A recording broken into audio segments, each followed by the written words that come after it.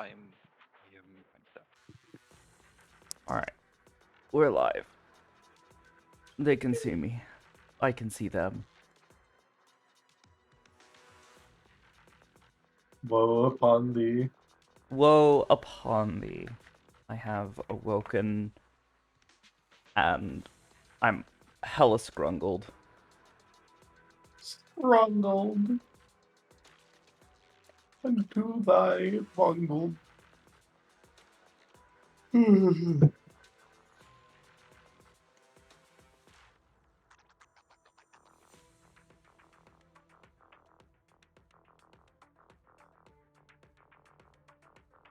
Alrighty.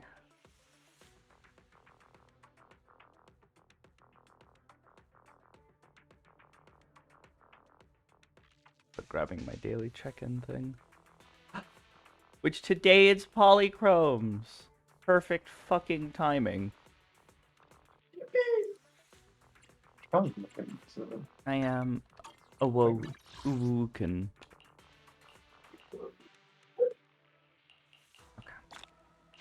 Bunch of the events that are about to expire because we're at the end of the patch cycle.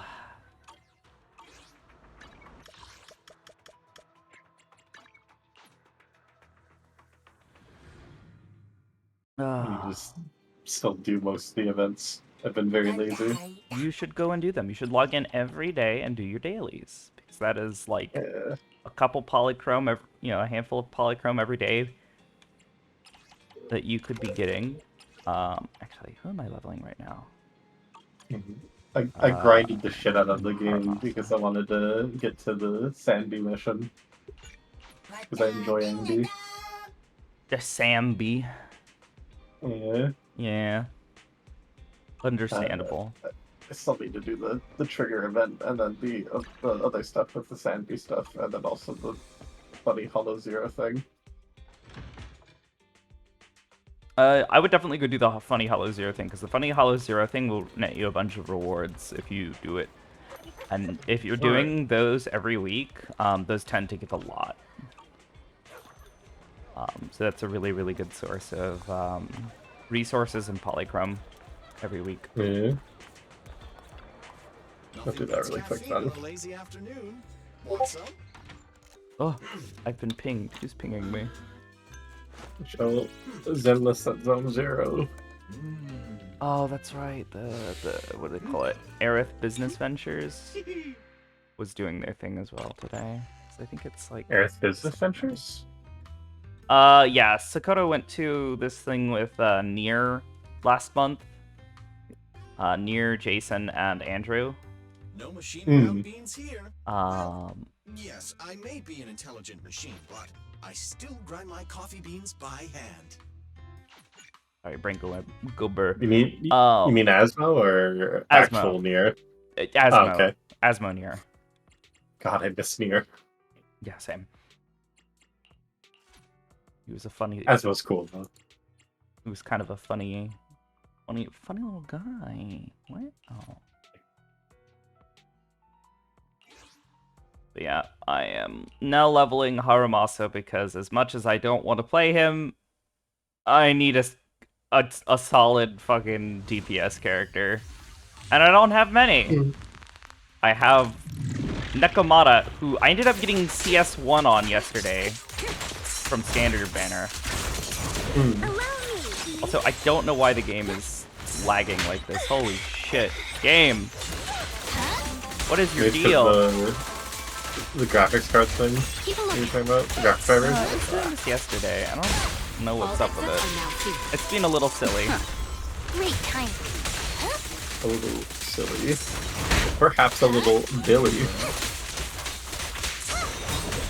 Heads up.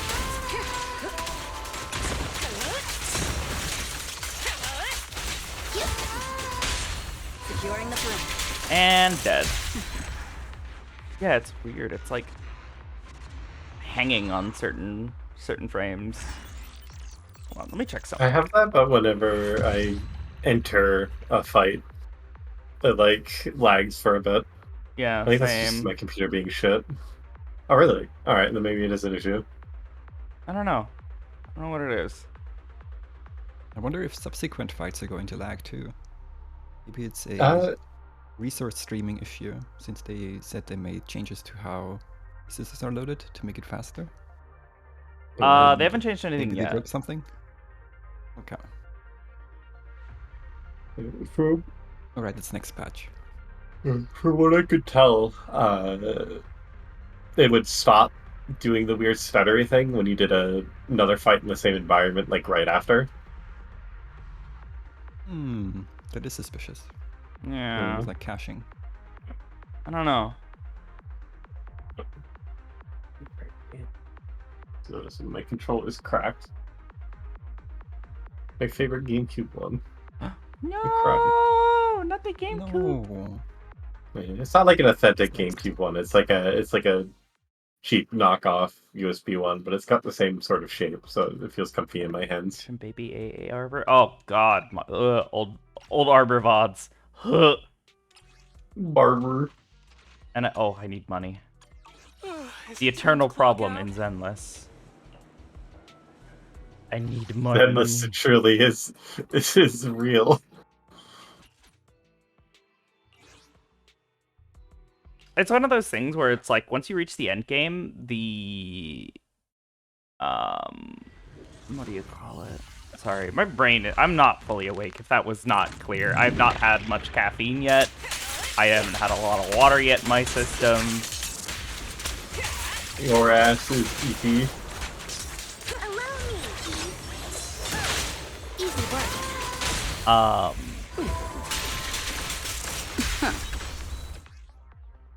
Once you reach the end game, the amount of money that it requires to level up certain things is like in the hundreds of thousands, and to do like full-on like level ups can sometimes cost, you know, to go from like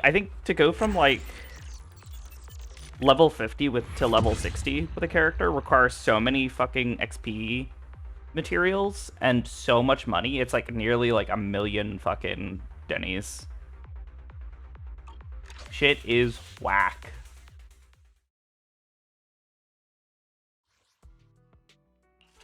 Speaking of, I need a couple more of these.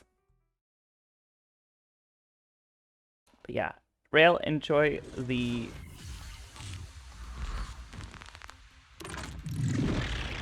moving train wreck. I guess enjoy the slow moving train wreck. It is a train wreck that takes multiple years to slowly crash.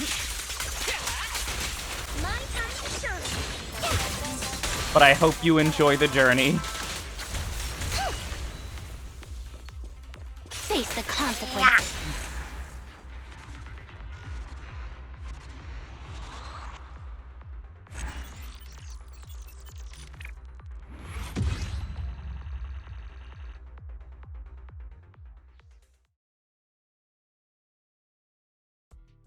Wow.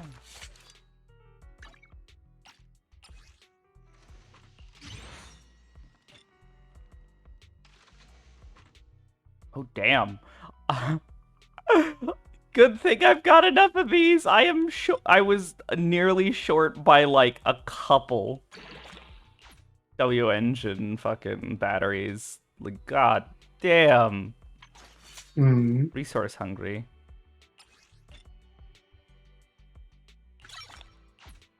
Better be worth it. Harumasa should be worth it. I don't have any of his buddies, so I don't get as many bonuses, or it's a little harder. Because what you really often want to get is that additional ability.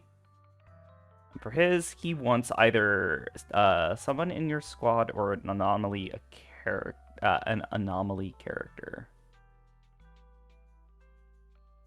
Mm-hmm. Yeah.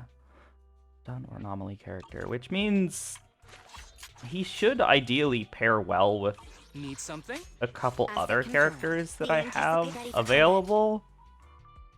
I am the I'm eye of Obel. ideally going to stick him on a team with Need something? I've got your back. Trigger and likely either And I promise Nicole you'll learn big. or Piper. Take a break. Um, Don't just think about it. Do it. so sleepy. If I were to add Piper to that team, it would be good for what you call it? I can't think of the word. Doing disorder damage. Take a break. With Ambi and Nicole. I am the eye of Yeah, the- well, and Nicole is such a good character in general. Like, out of like all of the initial characters that you're given, she is so fucking good. Mm. Speaking of which, hey Nicole, do you want upgrades? The answer is, yes.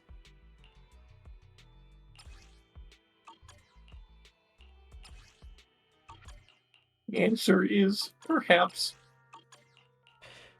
Need to still get the last of her core enhancements.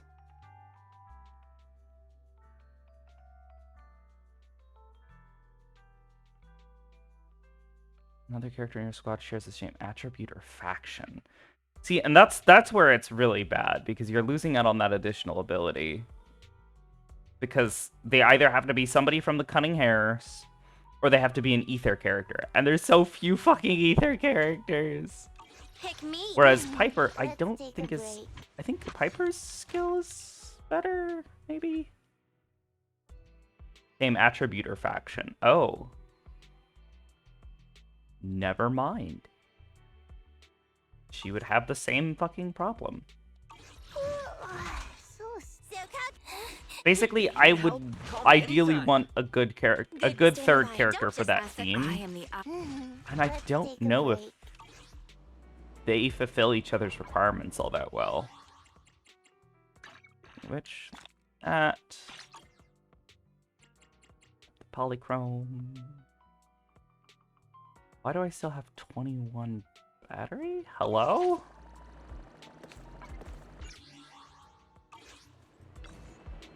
Did I run one of them with just 4 cards? Oh, I did. Whoopsie. I'm so good at this video game. Well, you know what? Fuck it. We'll just leave it for now. I was going to go for like the pink fish. Oh, yeah. Getting to see Kari.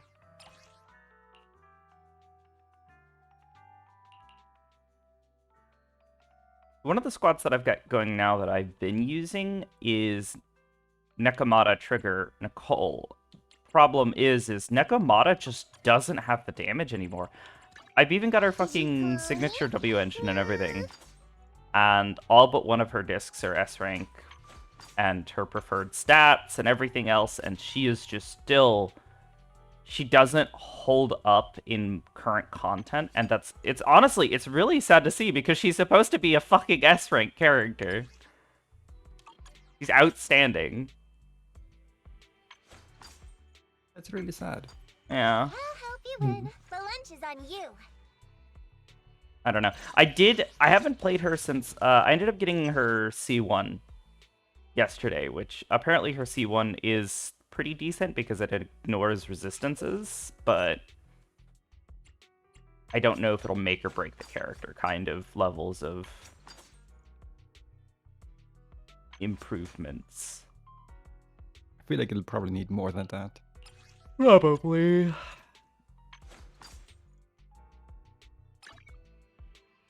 I want to say her well, Fetch. there's stuff like that where like I've gotten very unlucky with her disc, the disc rolls, and it put all of the bonuses into anomaly proficiency, which I couldn't give a shit about, and HP, which is not ideal. DPS does not need a lot of HP. Yeah, but then we've got another one that's like +3 crit damage. That's actually a hellacious disc for her. Like, goddamn. Goddamn, girl. Ideally, I replaced this disc. However, getting specific rolls on disc 5 is fucking insane. Did you call me? Yeah. So, that being said, I'll help Harumasa Need should something? perform better. He is a newer Who else character. might His call stats are a little scrungly for the time being, but you know, I don't have his signature W engine though, which is a shame.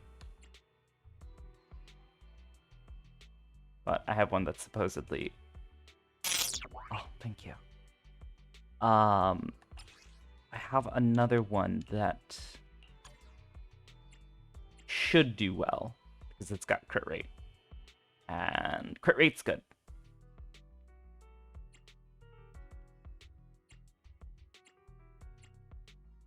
That being Crit rate said, just seems like always good, like everywhere. pretty much. Pretty much. There are situations where like characters might have Is other it time to priorities, clock out? but crit rate tends to be sort of the default. Just like, oh yeah, you're building a character, give them crit rate because you want them to do as much damage as possible, even if it's a gamble. There are other characters that scale with other stats much better.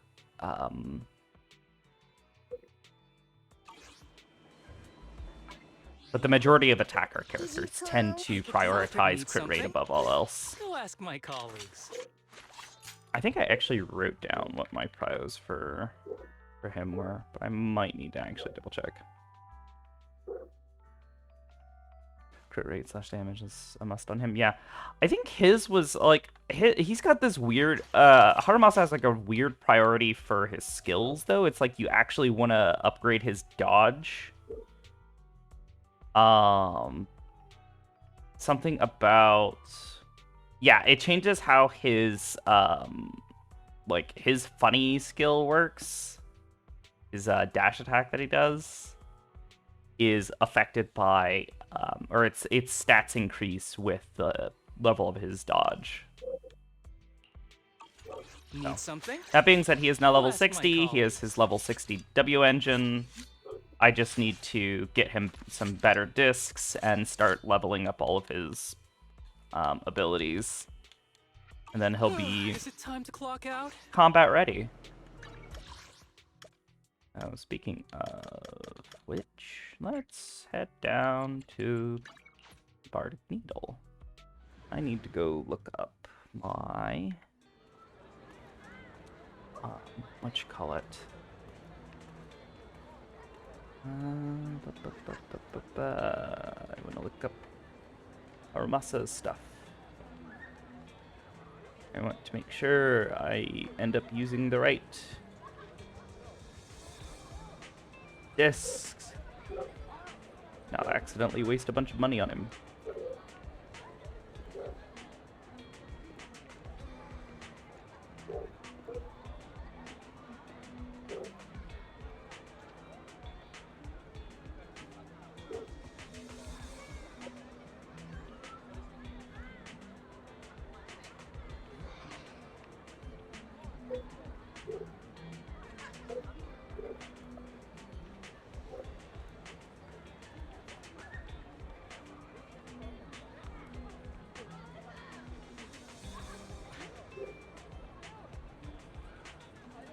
I'm also seeing is that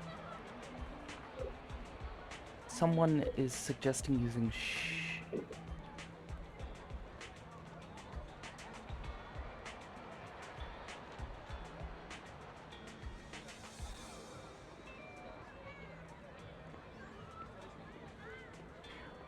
Oh, okay. So one of the things I'm seeing as well is that apparently some of his priorities has changed with the release of one of the new disk drive sets, Shadow Harmony,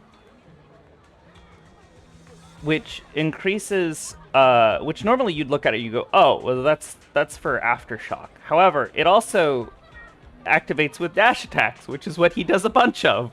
So we'll give that a try. The afternoon sun is exceptionally pleasant. Like the rich oral up, Let me leaving so actually soon. set up that. Can I? What is the easiest way to do this? I would like to activate this in game, but I don't. Is it time to clock out? Haramasa. Let's take a look at the plan.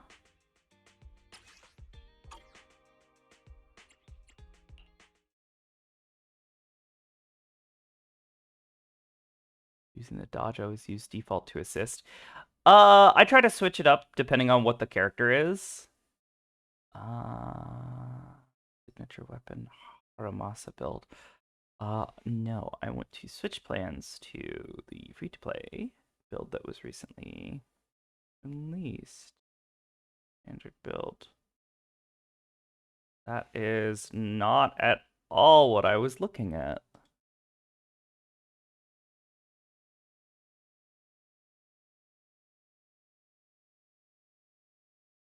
I might just have to manually set this up so that way I can track this shit more easily.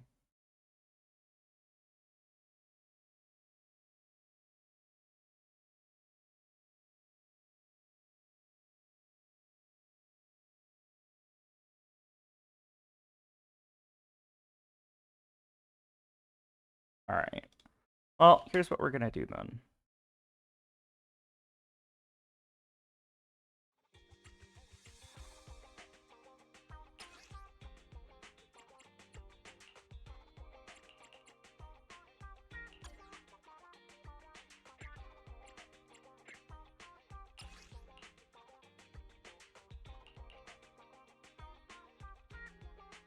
Oh, wait, is that it? No? Well, that's damage bonus, but that's not quite the setup I am intending on going for. What is this? What is the other? Branch and Blade Song. Increases your crit damage, but that one increases your electric damage. So it's kind of just what is your priority. In this case, I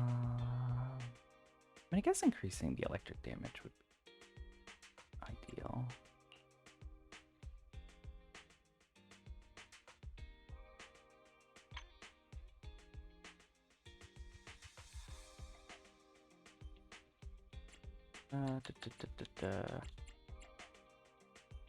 Damage.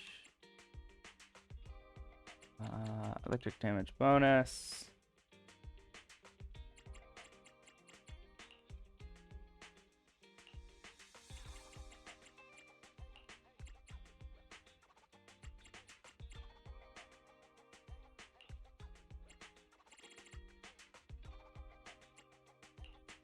Let's go. Hack. So, 16% more crit damage versus, what are they suggesting? What were they suggesting? I think they were suggesting Hormone Punk. It's just 10% attack. Yeah, no, that's no. We'll go for this. This is gonna be better ultimately, I think.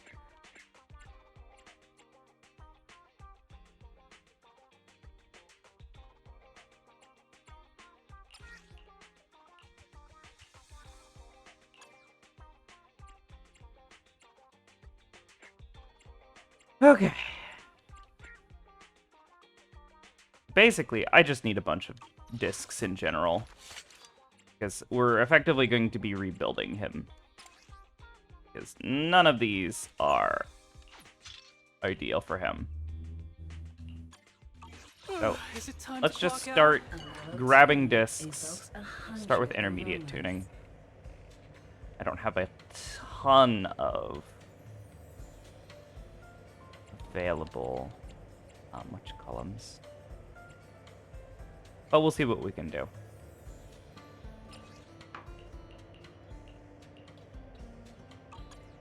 Actually, wait, why is... Did it clear him as my target? Oh, it did. That is target. There we go. Yes. It's like, why the fuck does it not have the symbol there? What Is the right one, right? music Yep. would you like to try today? Okay. We want that. We're gonna do intermediate tuning, and then assuming we're probably gonna end up doing that for most of those, but we'll see what we can get.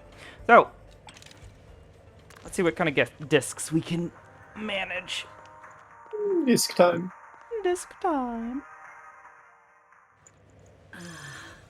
What Oh, a okay, joy several. that this delicious composition brings. crit rate, but otherwise not great. We'll hold on to it for now. That's kind of a mid disc. Ice damage on an aftershock. What the fuck? What is that? No. Oh, attack percent, but ooh, that is a decent disc. But it's, I need the main stat on disc 5 to be electric damage, preferably. And that's just silly. And we'll get rid of all of these for now. Yeah. Alright, stats we want anyways.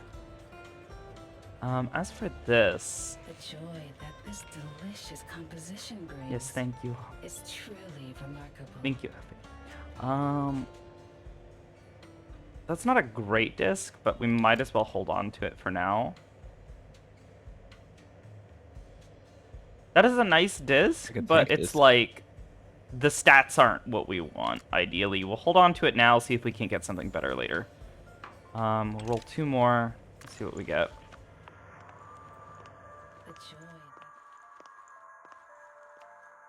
Sorry, I just want to. This one's flavor goes on and on. Alright, yep. 2 earrings.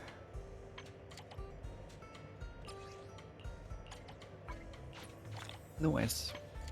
Goddamn.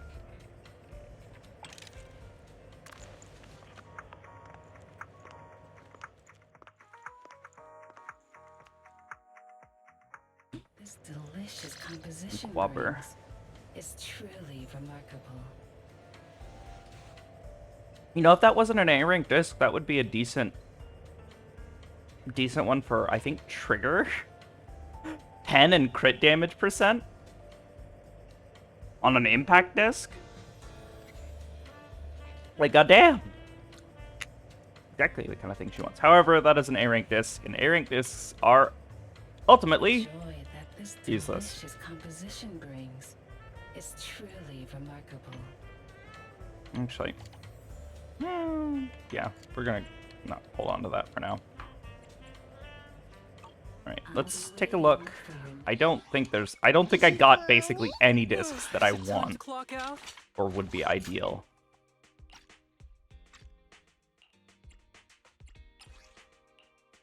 Wait, why is it still listing that as... That is not the plan or the priority I set.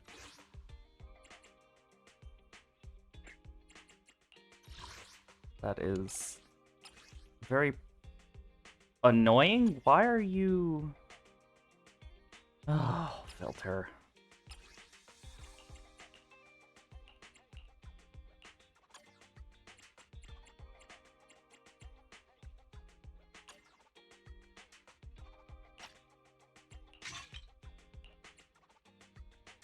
Oh, I do have some other ones here that are also partially leveled. Crit rate. I think, yeah, because she ended up getting that one, which is a really good disc for her. What do we have for that one? Crit rate, anomaly, and pen. That's not terrible. That one's just a travesty.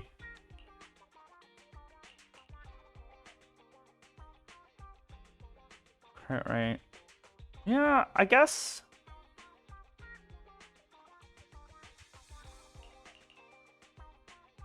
This one I think is slightly better just because I would...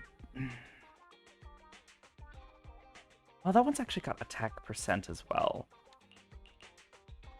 which I would prefer over anomaly, proficiency, and pen. So let's actually enhance this and just see what kind of... Oh.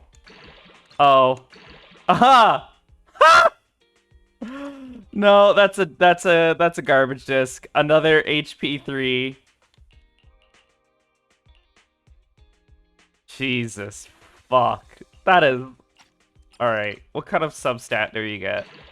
HP. Why? Why do you want me to have fucking HP? It's cursed. It fucking is. Oh my god. Just get hit more, clearly.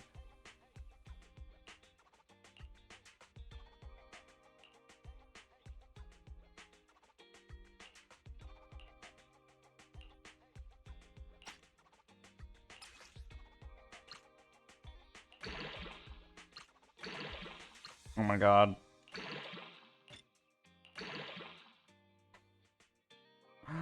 Wild! Actually wild. Alright, well, we'll take a chance and throw that one in there. I'm back. Hi, welcome back. We'll throw that there for now.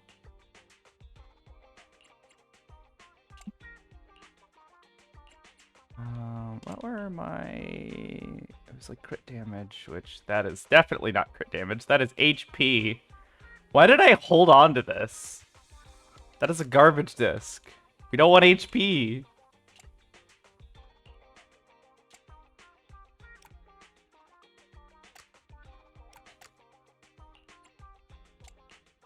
Yeah. Alright. A mellow tune evokes 100 aromas.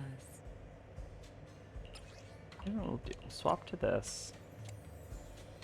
I am going to use up one of my tuning calibrators that I only have 2 of. Firm orientation. Electric damage. On Shadow Harmony. Slot 5. Let's go. The joy that this delicious Effie, please give me a decent disc this time. I would greatly appreciate it.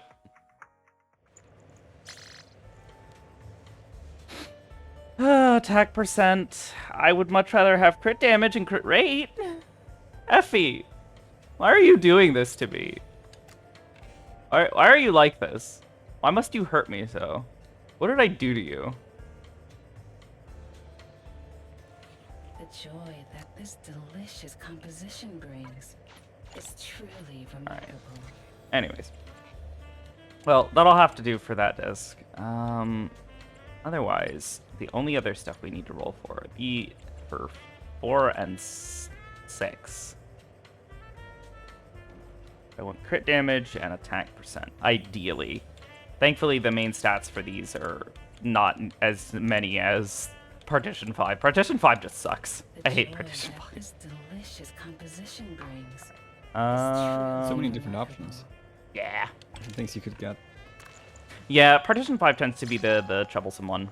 Oh, and of course, you're gonna give me one with crit rate and attack percent, and then it's gonna have HP as its fucking main stat. Why, Effie? Why do you hate me today? Everything is HP and defense. What did I do to you? Just everything. The joy that this delicious composition brings. Effie? is truly Effie be not... Crit damage and crit rate on a fucking defense main disc! Effie! Stop it! It's not a great disc, but also, again, defense. Effie, sweetheart, what have I done to you? the joy that this composition brings. Can't believe you call this Defense! stinky. Remarkable. Effie! Stop it!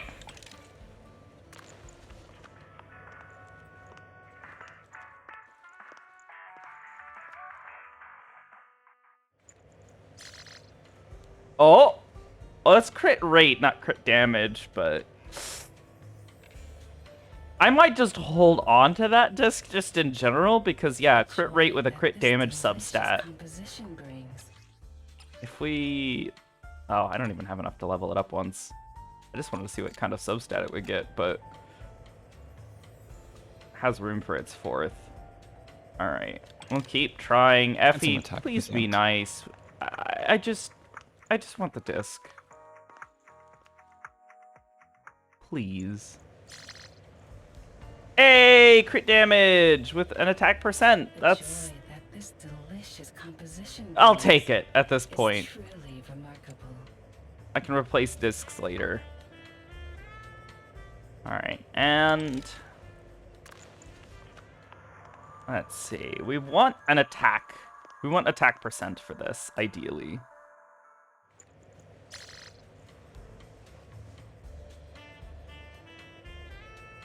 Effie. Effie, that says defense percent, not attack Joy percent. that this Yeah. delicious That being said, I'm composition wondering. brings. Come back again soon.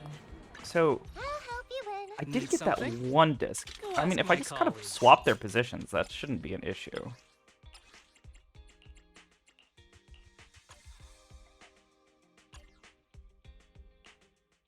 Alright. For that, yeah, the electric damage bonus. I'll see what kind of substats I get for that later. But we had, what was it? Crit damage and crit rate.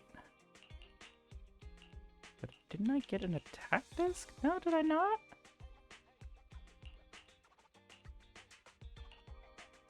Oh, okay. Well, I'm just stupid then. Alright. Just substats. Yeah. Need something? Go ask my What colleagues. flavor of music would you like to try today? Alright. Effie? Effie, sweetheart. Attack percent. Please. That's a cute cover art. Effie, be nice. That's not even good on this set. Sweetheart, this is a crit damage set. The only person who would care about this might be Trigger, but I don't even think Joy that I this want delicious that composition kind of brings thing for is Trigger. truly remarkable. Like, what was Trigger's? Yeah, Woodpecker Electro for her secondary set. Let's... Effie, you're being silly!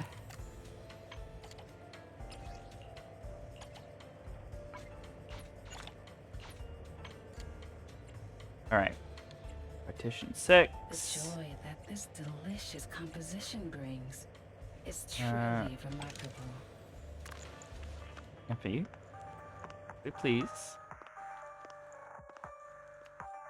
Effie Plox. Hey, that's attack percent!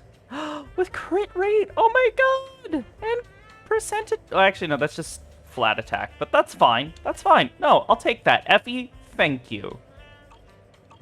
Thank you for your For business. your next visit. I'll help you win. Need something? Go ask my colleagues. Alright. No. Up there. Alright, and there it is. Alright, and now I just need a shit ton of fucking Denny's and, whatchamacallit? The ether plating, whatever you want to call it. I don't know what these are called. Ether plating agent.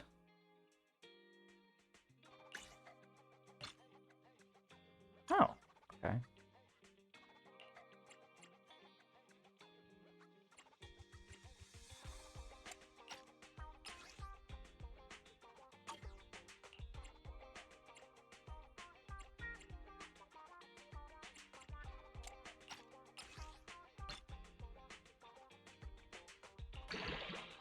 An HP substat. Yeah, I'm gonna be replacing this disc eventually. That's for fucking sure. Actually, now that I think about it, I do have a couple more. Damage. Is it time to clock out? Effie? Hello, too. Effie, may I Evokes please? 100 aromas. Actually, wait, which set did I have that disc set to? Needs. I wish it was easier to go back and forth and check this shit. Alright, so that set is the Branch and Blade song set. So Need something? we Go will... ask my Flavor of colleagues. music would you like to try today? I would very much like crit damage, please, madam. Oh, I rolled the wrong fucking set. I'm stupid. Oh well, that's a garbage disc anyways. HP percent Effie, how could you?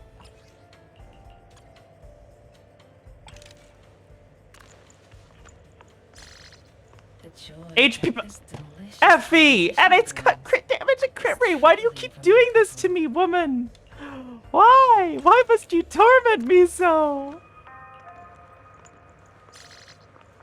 Anomaly proficiency? No, that's Garbo on her, or on, fucking Harumasa.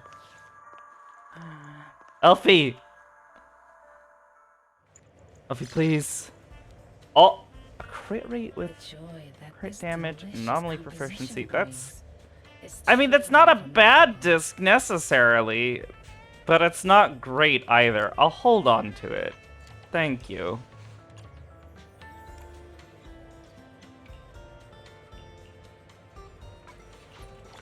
Anyways, I think that is all of the discs that I have available. Yeah. Amazing! Thank you, Effie. I don't think I have...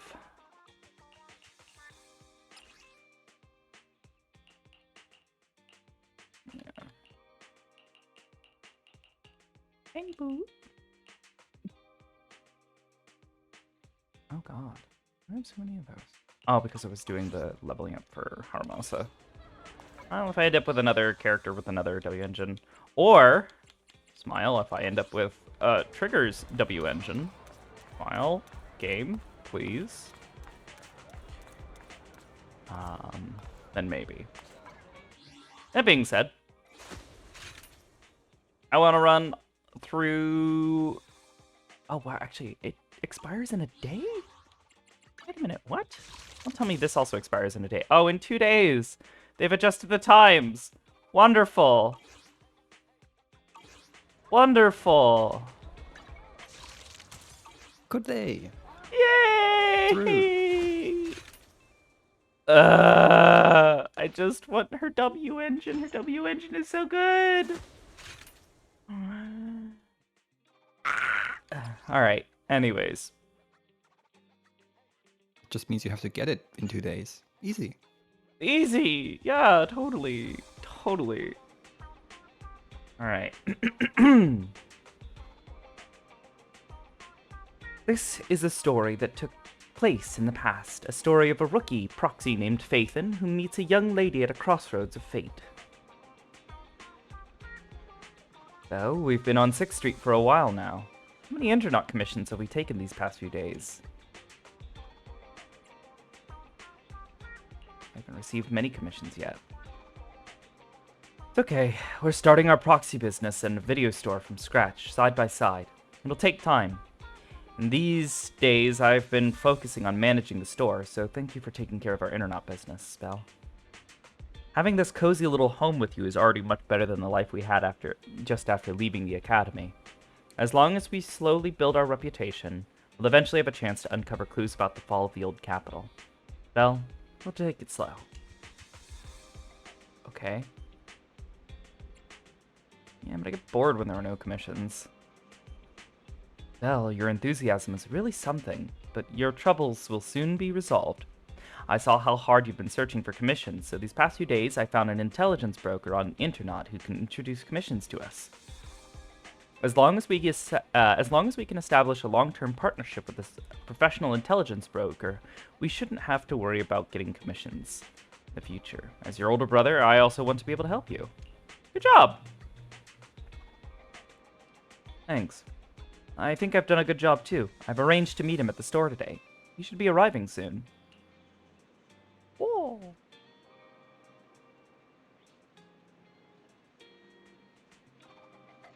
At that moment, a sudden knocking comes from the door.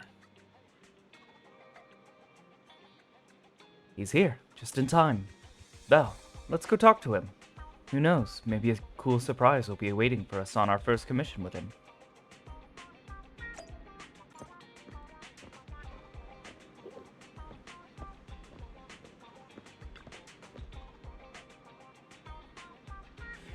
front door is opened, a man in a suit walks in. Although he wears a friendly and reliable smile, there's still something slightly off about him. Hey, it's him. Well, allow me to introduce our future partner, the intelligence broker I found on the internet. Nice to meet you both. You can call me Shepard. I'm glad you two chose to work with me.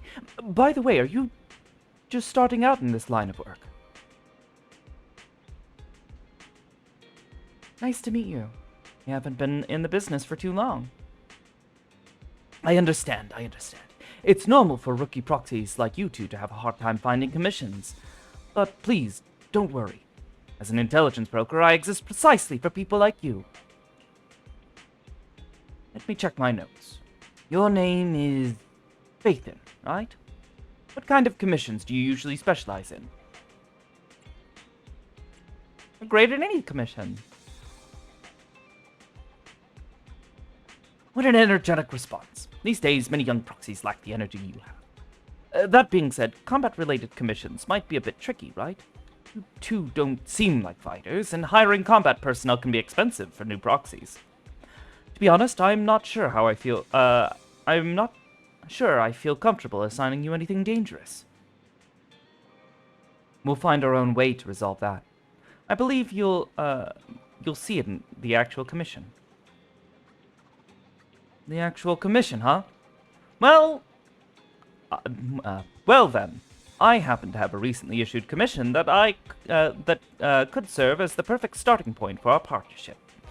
I believe this commission is of the perfect difficulty to assess your abilities. If you're interested, let me explain the details. Shall we move to a more convenient place to talk? It's not suitable to talk about this at the counter. So you move to a small room with Shepard. To discuss things in detail. Our first assignment together is a missing person commission. There's no need for combat or venturing into any hollows, so it's completely safe. Honestly, I can't think of a better way to test your skills. Not to be rude to the client, but guiding people through the hollows is what a proxy does. A commission that doesn't even require stepping in one seems kind of pointless for us to handle, right? Don't get me wrong, I'm definitely not trying to pass this off on you. Your ability to navigate the hollow is unquestionable. That's what makes a proxy a proxy. But this role involves more than just that, and this commission is a perfect opportunity to demonstrate those other skills. To be honest, the client barely gave us anything to work with, just pieces of info. That's why this is a perfect chance to show off your skills in gathering intel, spotting details, and negotiating. All the makings of a top-tier proxy. You've made your point. Guess we can't refuse now. Let's see the job. Shepard nods in satisfaction and pulls out three... Oh, no. I wanted to read that. Old photo of a woman with covered eyes. Somewhat aged photograph. Though the image remains fairly clear, a blonde young woman with her eyes covered leans against a wall. For some reason, her silhouette seems so fragile, as if she might shatter into pieces at any moment, filled with such profound sadness.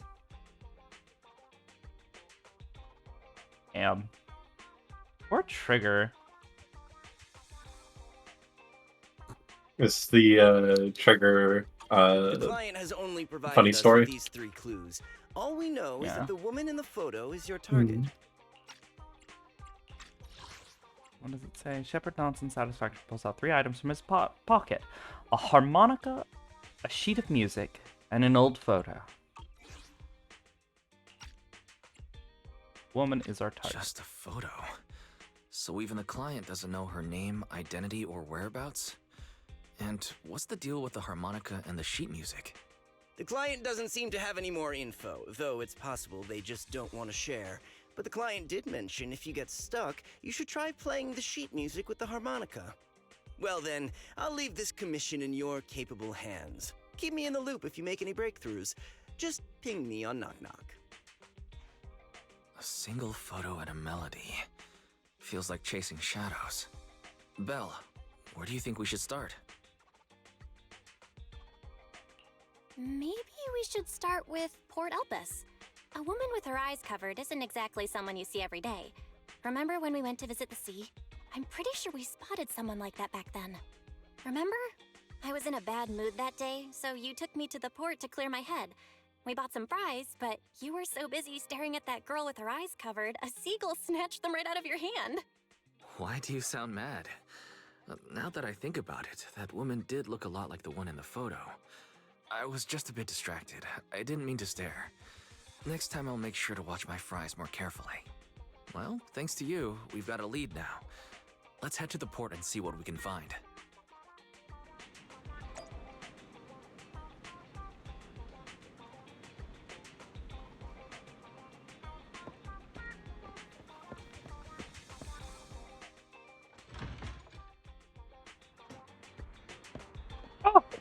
Must go take care of Moving something. van. Moving van. Have fun Oh. with Silas. Oh, Have a okay, time. take care. Thank you. Wow.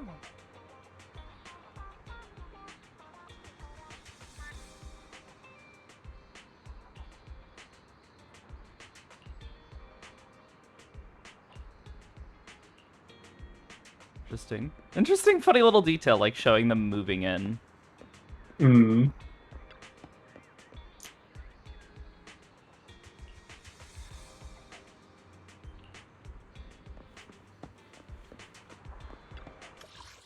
The box will never move.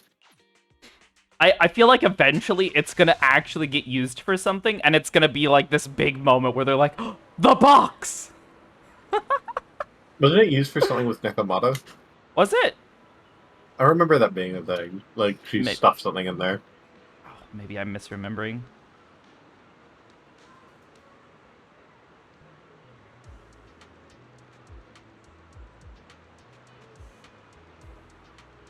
Maybe? I don't know. I don't remember.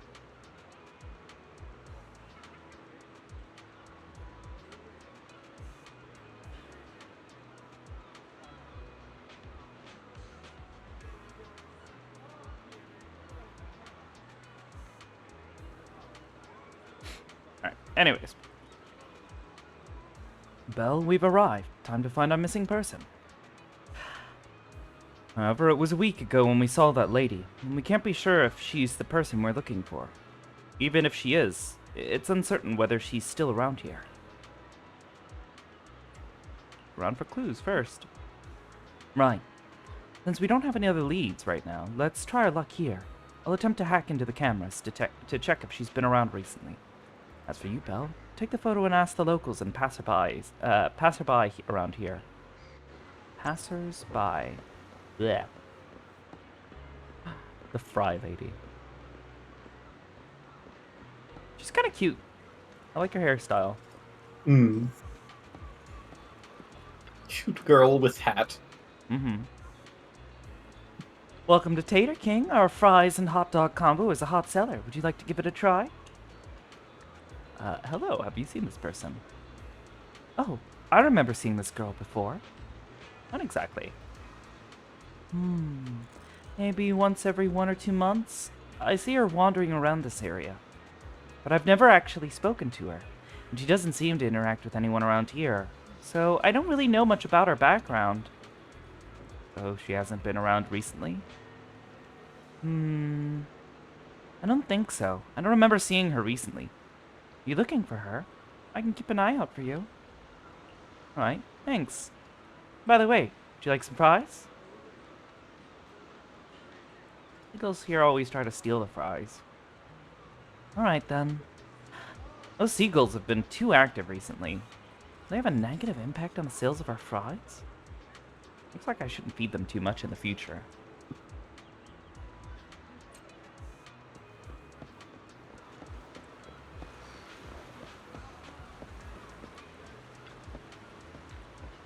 Oh, no results today. I told them the bait wouldn't work, but they didn't believe me. No, have you seen this person? Ah, I'm just a fisherman. Staring at the bucket, bobber, and fishing line all day, how could I recognize anyone? I know a reliable type of bait. The other day, when greeting Enzo, who lives next door, I learned that he occasionally goes fishing. I recommended the bait that Enzo usually uses to the man. Oh, wait. Oh, that was internal dialogue. Or, like, narration. You don't look like someone who's been fishing. You sure about this? Whatever. I'll give it a try next time. Let me see the photo of the person you're looking for. I think I remember this girl. I'm here fishing every day, and she was here some time ago, walking along this wooden walkway. You know who she is?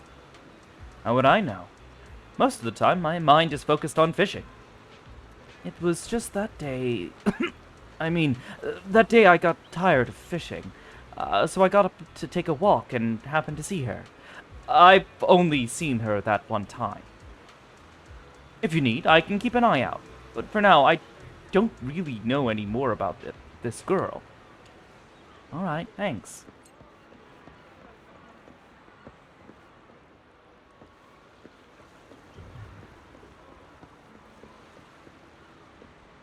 These other spots. What the fuck? Oh, we can climb up the lighthouse. We can climb the lighthouse and overlook the entire port. Maybe we'll spot the blindfolded woman somewhere. Just as you're about to try opening the door, leaving the top of the lighthouse, an old man appears behind you. Hey, what do you think you're doing? This lighthouse is currently off limits. No one is allowed to enter. Sorry, I didn't know.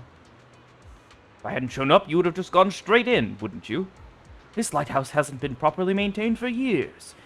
If something happened to you, who would take responsibility? Besides, what do you need to go up the lighthouse for? I'm looking for someone. Have you seen this person? Let me see. This girl does have a rather memorable appearance, but I don't remember seeing her before. I think she might have been here before.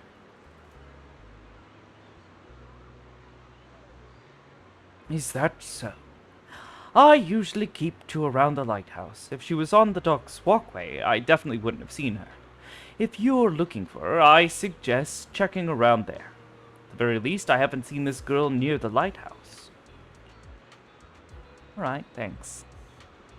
I've asked a few people, but none of the clues seem particularly useful. I should head back and discuss our progress with Wise. I guess you're only allowed to ask 3 people before it's just like, alright, well, you're done. Oh, okay. No luck on my end. Belle, did you find anything? If you want, I'm also doing that quest. I could show you the other options that you didn't pick. Probably nothing important, probably more of the same. She seems kind of familiar, but I don't really know who that is. Sorry. I was wishful thinking to assume that a quick stroll through the port would solve this.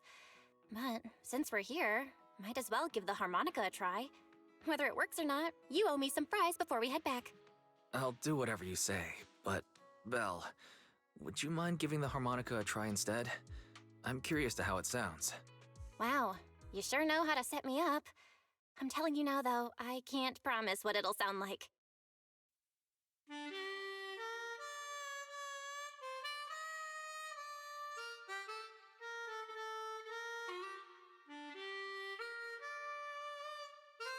About the harmonica and glancing at this. Oh.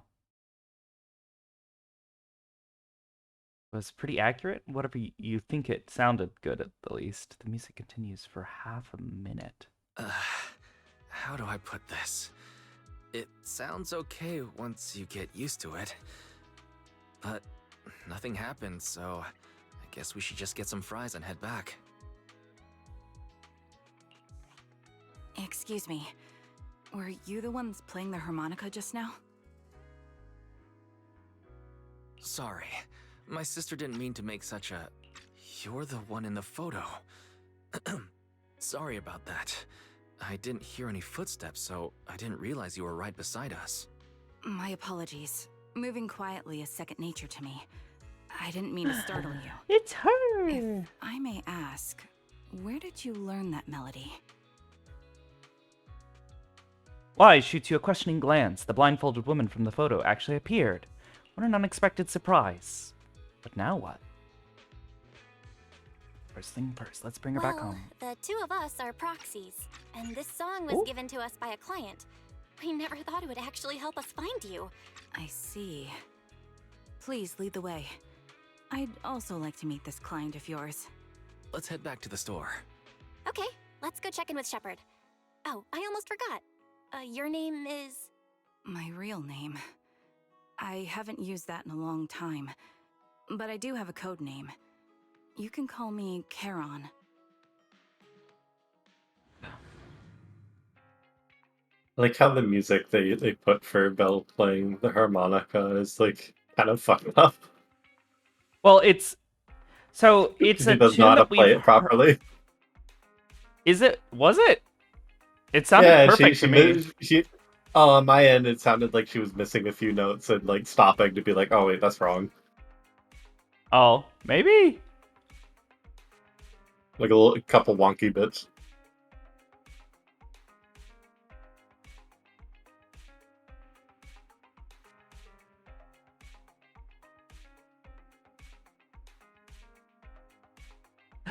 EA gamers. Oh, wait. When are they gonna run that?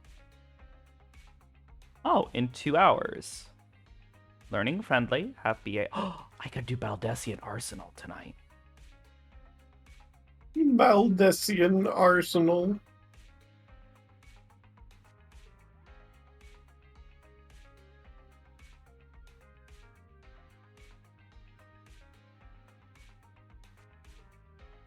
So why have I been pinged over here? Why is...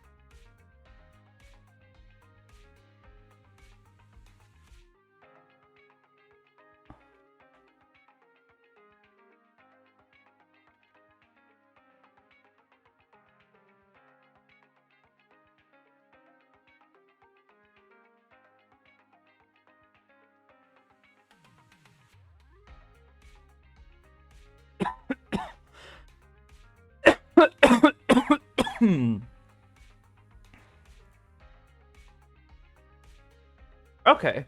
Oh yeah, maybe that's what we'll end up doing tonight.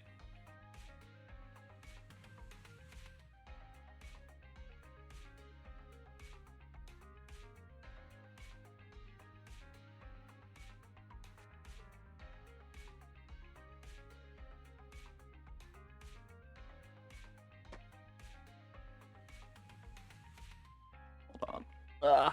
Almost being messaged. It's a Kobo birthday.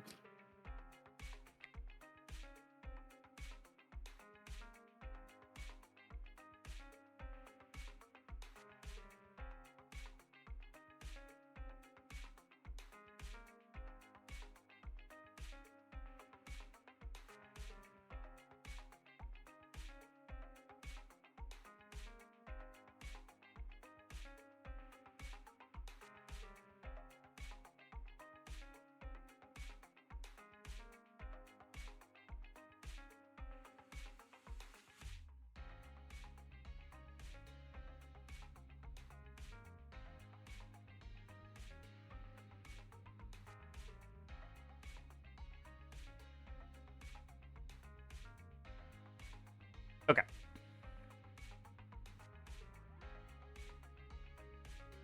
Anyways. You return to the video store with a woman who calls herself Karen. Along the way, you introduce yourselves and share a bit about your fledgling proxy business. Miss Charon, I just reached out to the Charon. information broker who posted the commission. He should be here shortly, and you'll be able to meet the client soon. Please take a seat on the couch. I'll get you something to drink. I don't know why they're talking to her about their proxy business when that's very illegal. Thank you, but please, don't mind me. By the way, the second row from the top on your TV wall, third unit from the left, it has a connection issue. You might want to check it out when you have time. Let me see. You're right. How did you know? No wonder there's been some lag lately. I rely on my hearing. I lost most of my vision in an accident. I can just about make out the outlines of my surroundings. To move around like an average citizen, I've trained my other senses to be extremely sharp. I heard a faint buzzing sound. By moving around the room and noticing the change in sound, I was able to pinpoint the location of the faulty TV. Sorry. I hope my question didn't seem rude. No need to apologize.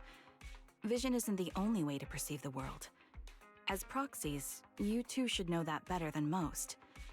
Anything that can be seen with your eyes can never be considered a secret.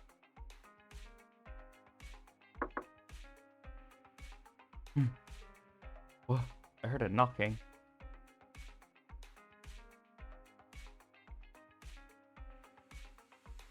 It's me again. You two found the target already? Wow, Phaethon, you guys are incredible. If you're always this Oh, the knocking was in fast game. on I'm like, wait, anything- what the fuck? I was so confused. They're in your walls. They're in my walls. Why do you look uneasy? I'm glad you're impressed. But why do I get the feeling you aren't very happy? You look a little uneasy. Where to start? It's great that you were able to find the woman in the photo, but there's a new problem. I can't get in touch with the client anymore. There's been no reply from his Knock Knock account since yesterday. I brushed it off at first, but there's still no reply today. Just when I thought he might have skipped town, his account suddenly sent me a location, the edge of a hollow. Who sends something like that in normal circumstances? Sending a location from the edge of a hollow? That's anything but normal. And the client hasn't responded at all? Either way, I'll keep trying to reach the client. I hope he's alright. Let's stay in touch for now. We won't be wrapping up this commission for a while. Sorry, but I overheard your conversation. Could you share that location with me? If I investigate the hollow, I might pick up some clues. You're Miss Charon? No offense, but the hollow isn't somewhere just anyone can waltz into. Without a carrot or combat personnel, it's a death trap. You should wait. I'm a soldier. I served with the Eridu Defense Force under the Chrysoberyl Division. Even after retiring, I've made countless trips into the hollow. You can trust in my combat skills. The heart rates of you and the two proxies here seem to have just spiked. Don't worry. My military days are far behind me. I have no current ties with them. As for getting into the hollow, proxies, can I request your assistance? I don't know anyone else who could guide me. I'll pay the commission fee as best I can. If you don't want to be involved, that's fine. I'll think of something.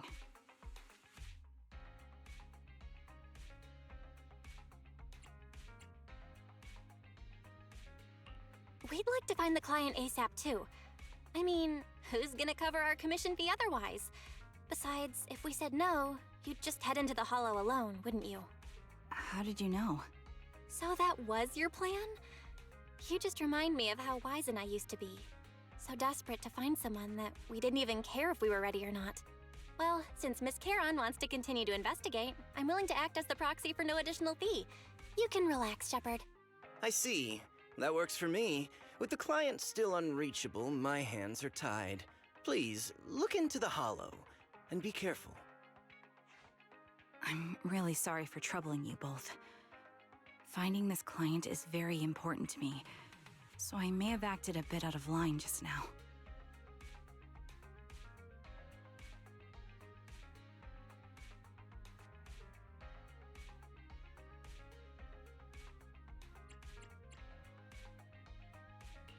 No worries. Seeing how determined you are to find the client, Oh, we she's couldn't so just sit by cute. and do nothing. Let's work together to find them.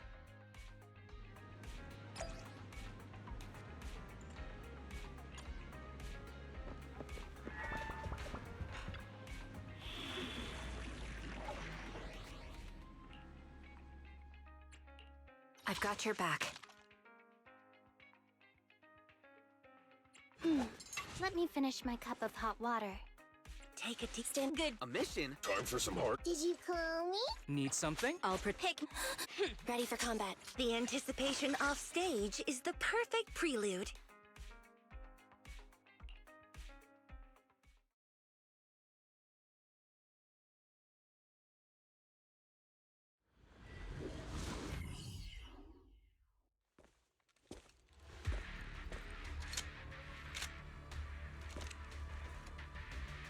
Miss Charon, I need some time to calculate the hollow route. Leave this to me. God, Foxy. she's so cool. Actually, I've been to this hollow before for reasons. I still remember the way forward clear as day. You love trigger. Division activate.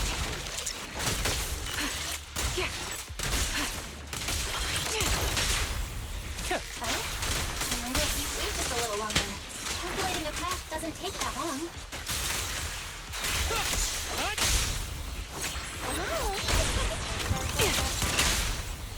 I'll be more efficient, please. The path ahead. It should be right around here. I wasn't here too long ago. Full of opening. One moment, Foxy. I might have misremembered. Just need to think. Quick shot! I'm sure you're well aware that hollows undergo periodic spatial distortion. Sorry for being so presumptuous, Proxy.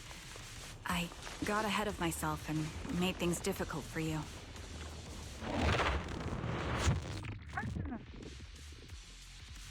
By the way, Miss Charon, how are you so fluid when you move and fight?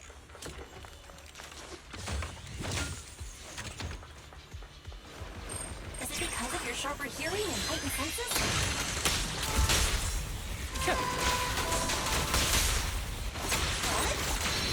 That's one part of it. In fact, my eyes gained some unique abilities as they changed. Wait, something's up ahead. Oh no, people! There's someone on the ground. Man and a woman lie collapsed on the ground with the unmistakable smell of blood emanating from them. Following the source of the scent, you see bullet holes on their bodies. Oh no! No signs of breathing. Their heartbeats and pulses are completely gone. Oh my god, these two are dead! Cause of death appears to be severe blood loss from long-range gunshot wounds. Time of death probably within the last 2 hours, just before we entered the hollow. It's that NPC I really wanted to get the outfit from. God damn it. She's fucking dead, yo!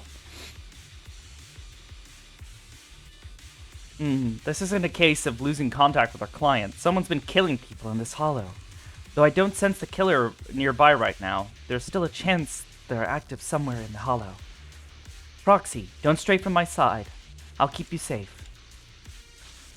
I really want to take their bodies out of the hollow, but without knowing the killer's whereabouts, moving them would be too risky. Proxy, mark these coordinates. Once we confirm the area is safe, we'll come back to retrieve their bodies. I'm sorry, the crown must be cold. May you rest in peace. What could have happened?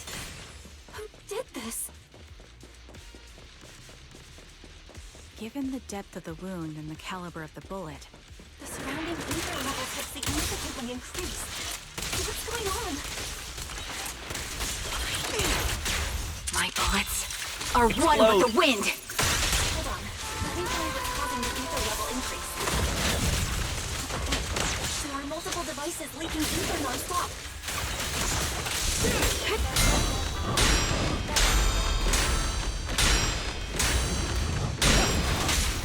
Those are high-pressure ether storage tanks. With highly concentrated ether. Practice.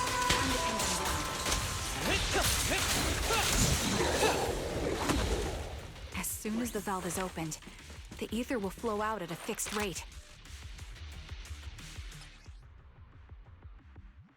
Press right trigger for a single shot. When a blue flash appears on the muzzle, you can perform another shot. Oh. Hold on.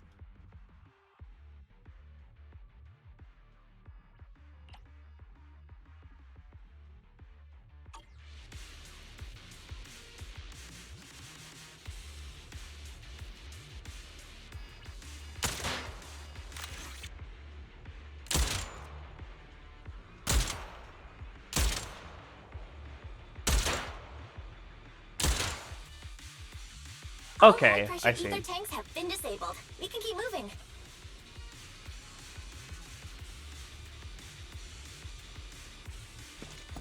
Wait, Charon. I'm detecting 4 life forms up ahead. Let's go take a look.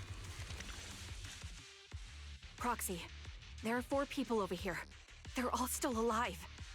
I'm not detecting any ether fluctuations from any other life forms nearby. Great, that's a relief. Charon, can you confirm their condition? Confirmed. One is seriously injured. A bullet pierced their lung. The other three? No internal injuries, just a few minor wounds. They're all unconscious. The one with severe wounds. His etheric fluctuations are nearly completely gone. He's beyond saving. Who are you? Help me. It hurts. So cold. I don't want to die. There must be something we can do. I'll contact the hospital, and we can get him out of the hollow. His internal organs are ruptured. He'll bleed out long before we can get him out. No rescue team can beat the clock when life fades this fast. Am I dying? I just want to go home.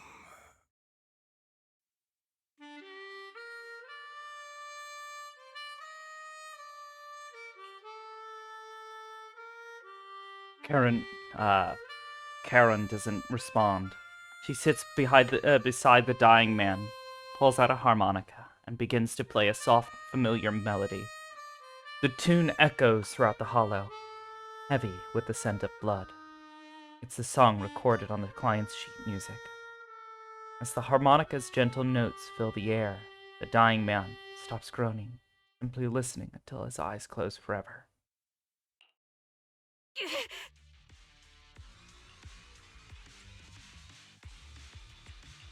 Charon, are you okay? Did you get hurt during the fight just now? I'm fine, don't worry about me. As I mentioned before, these eyes of mine have their uses, but they bring just as much inconvenience. The rejection reaction you saw just now was one of them. Staring into death. It's not something I handle well. My head. Where am I? Who are you people? I remember now. There was a madman, a lunatic who tied me up and dragged me into the hollow. You're not. I'm not the lunatic you're talking about. Can you stand? There are 2 more unconscious survivors here. If you can, help us carry one of them. Let's get out of here together. Leave? We can leave this place? What about that lunatic who shot at me from the shadows? The culprit should be gone by now. Charon, let's get the survivors out. Follow me. Damn. That was fucking heavy, yo. Like, huh. Ew. Bruh. Exhausted and unable to carry any more bodies, you record the coordinates of a few of the corpses. Once this is all over, you should make sure to report them anonymously to the public security. With Charon, you keep your guard up alongside the 3 survivors, eventually arriving at the abandoned metro entrance in front of Ballet Twins Road.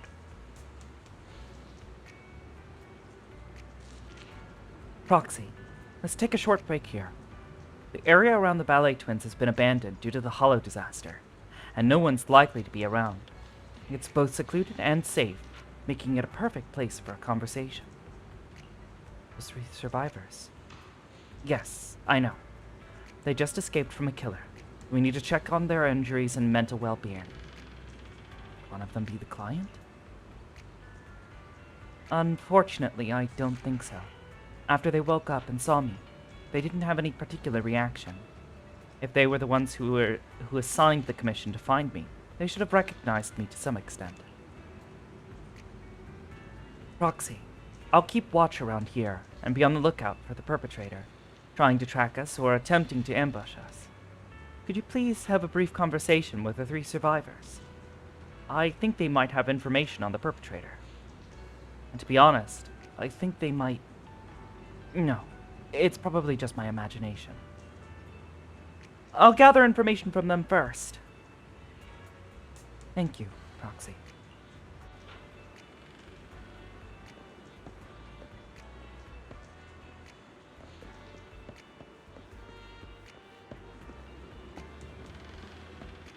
I guess that's always been broken. Jabber Actually, now that I look at information. it. Holy shit. I'm actually now noticing some of the glass shards here are actually just normal mapped onto the sidewalk here. Like, that's not an actual mesh. That's just texturing. Efficient use of resources. Maybe. When you consider that they've got this whole tiled area, but then they have, like, just this little chunk here.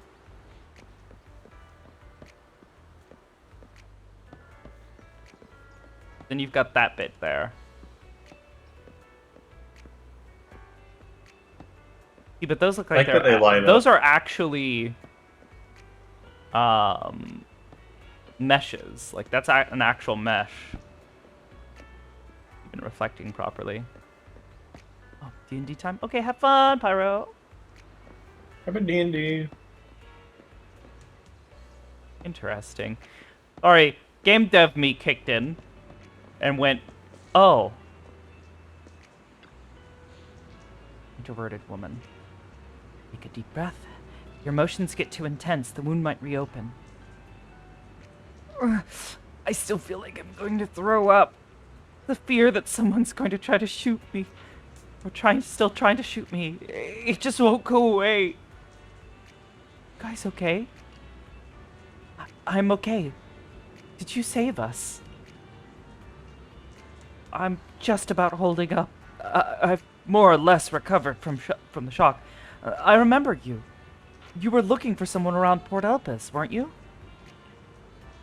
Yes, I think I've seen you before. Ah, how embarrassing. I never thought we'd meet again like this. What are your names? My name is Zoe. Aaron, just call me Aaron. Oof. Feeling nauseous again? I managed to hold it in. Did you want to ask us something? Some questions for you. No problem. We'll answer what we can.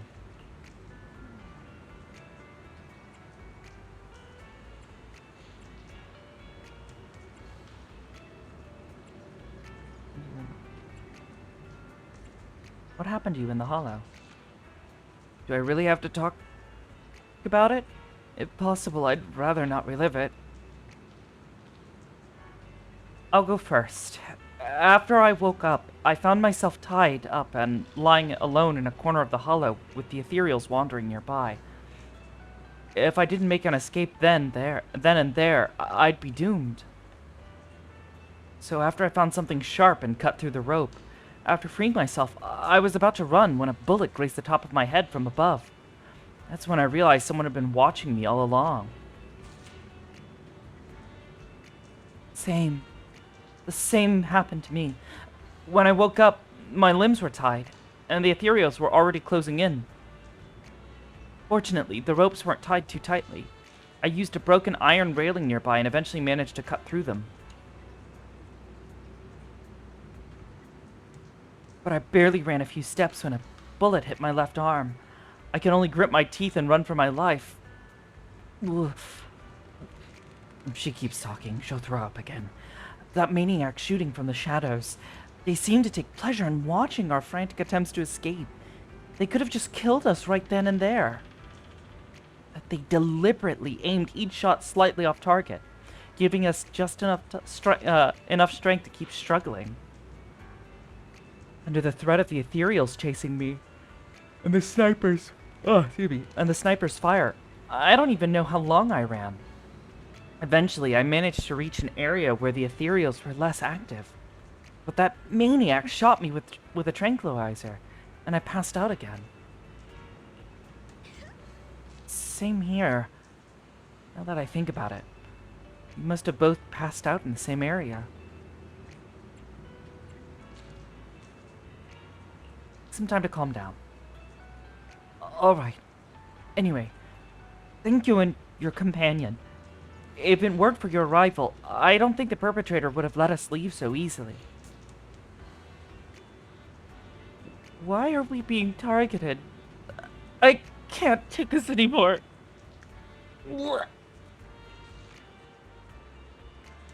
She bombed. She threw up. Gentlemen. Thank goodness. Can't believe it. I'm still alive and out of the hollow. What's your name? Oh, me? I'm Jesse. She screwed up. Oh no. I'm so grateful you were there to save me. When that maniac was chasing me and sniping at me, I really thought I was done for. I have some questions I want to ask you. Questions? Go ahead and ask. Although I really don't want to remember what just happened. You did save my life. What are your injuries? I feel a bit dehydrated. I probably have at least 10 or so abrasions. Surprisingly, no major wounds. Seriously, what's up with that maniac? What did I ever do to them that made them go through so much trouble to set up a trap, kidnap me, and throw me into the hollow to slowly execute me? Got a few more questions. What did you experience in the hollow? Although I was tied up in the hollow, luckily I always carry a folded knife with me. I tried to shake the knife out of my pocket and cut the ropes, hoping to escape. Especially since the area was filled with ethereals. But suddenly, someone shot at me from the shadows. I was so scared that I quickly dropped to the ground to dodge the bullets, but they immediately fired several more shots. I had no choice but to run for my life. The maniacs shooting at me, I felt like they never intended to kill me right away. Instead, they seemed to have this fun watching me panic. Every shot scratched me, but none of them were fatal. I just kept dodging the ethereals and the sniper, running for my life. In the end, I finally managed to hide in a place with fewer ethereals, but that maniac shot a tranquilizer in my thigh. I quickly passed out again. After that, I woke up for the second time, to you all around me.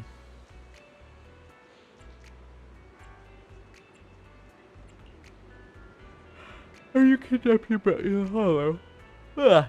You mean, bleh. I was tricked. I received an anonymous message telling me there was a big job I could do, asking me to meet in an alley on 6th Street. I had just arrived and agreed at the agreed spot and was waiting when someone hit me from behind and knocked me out. When I woke up, I was already in that hollow and my hands and feet were tied. Some time to calm down. Is that all you wanted to ask? Well, anyways, thank you. If you had come any later, I think all 3 of us would have been killed by that maniac.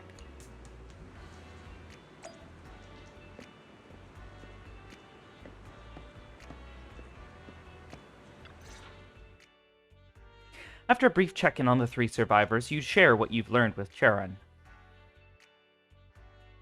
He then calls the 3 over. Thank you all for assisting me, even though I'm a stranger. You've given me valuable information. It's the least we can do after you saved our lives. If there's anything else you want to ask, go right ahead. I do have some questions left to ask. Before that, could the 3 of you introduce yourselves? I'd like to see if there's a pattern to how the killer chose their targets. I'll go first. My name's Zoe. I used to be a soldier in the Defense Force, but now I'm just working a regular desk job at a private company. Don't let that fool you, though. I've earned my stripes. I'm Jesse, currently working as an internet information broker. I'm still pretty new at it though, so I can't think of any reason someone would target me. My turn? I'm Erin. I was also in the Defense Force, but now I'm unemployed. Actually, I have a question for you all. Did you see my friend when you were in the hollow? She's about my height, with shoulder-length blonde hair and a mole under her eye. We were kidnapped together, but I can't find her anywhere now. If I recall correctly, we didn't come across anyone like that in the hollow, among both the survivors or the bodies. It's all right. I'll keep looking. I hope she's okay. We were always inseparable. We even planned to visit Scott Outpost together for Remembrance Day. I never thought something like this would happen. Remembrance Day? What's it about? As the name suggests, it's a day organized by the Defense Force for the families of deceased soldiers and veterans. People gather to mourn their loved ones who died in the fall of the old capital and find comfort in each other's company. I didn't know the Defense Force did that. Huh. Maybe I should go check it out. If I can't find her anywhere else, I'll head to Remembrance Day alone. Maybe she'll show up there. Was your missing friend also a member of the Defense Force? Yes, she and I were in the same squad. Obsidian Division's Cartis squad.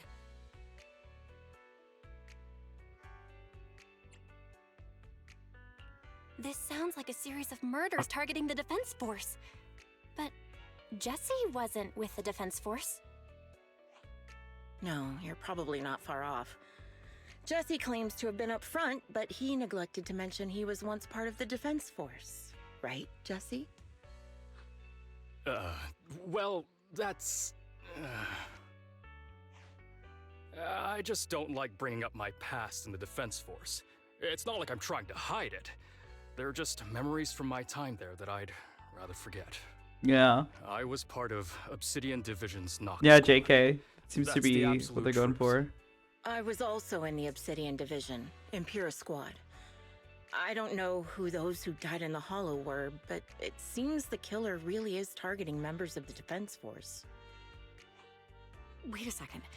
If I remember correctly, during the fall of the old capital, didn't our 3 squads work together on a mission outside Hollow Zero? We did? I don't really remember.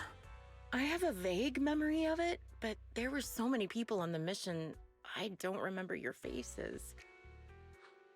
Thank you all for the information. I'm starting to see a pattern in the killer's choice of targets. But there's something else I need to ask. I came to this hollow because someone I'm searching for sent me its location. And that person was likely being held by the killer as well. Did you happen to see anyone else? The 3 survivors exchanged confused glances before shaking their heads at Charon. You're not giving us much to go on. At least tell us what kind of person you're looking for. Male or female, what they look like. Can't offer much help without that. Sorry, I don't have much else to share. Even so, if any of you remember anything else that may be useful, please let me know. This is very important to me. You don't even know who they are, yet you're so determined to find them. Is it really going to be an issue if you can't find this person? Maybe. I've been searching for someone for a long time. They might be the key to achieving my goal. I see. Whatever happens, I hope you find them. If there's anything I can do to help, just let me know. Thank you. But please, prioritize your own safety. If the killer is targeting former Defense Force members, there's a good chance they'll come after you again. Stay vigilant. Of course. Once I've checked out Remembrance Day, I'm locking myself in my room and throwing away the key. Turn to random play with Charon.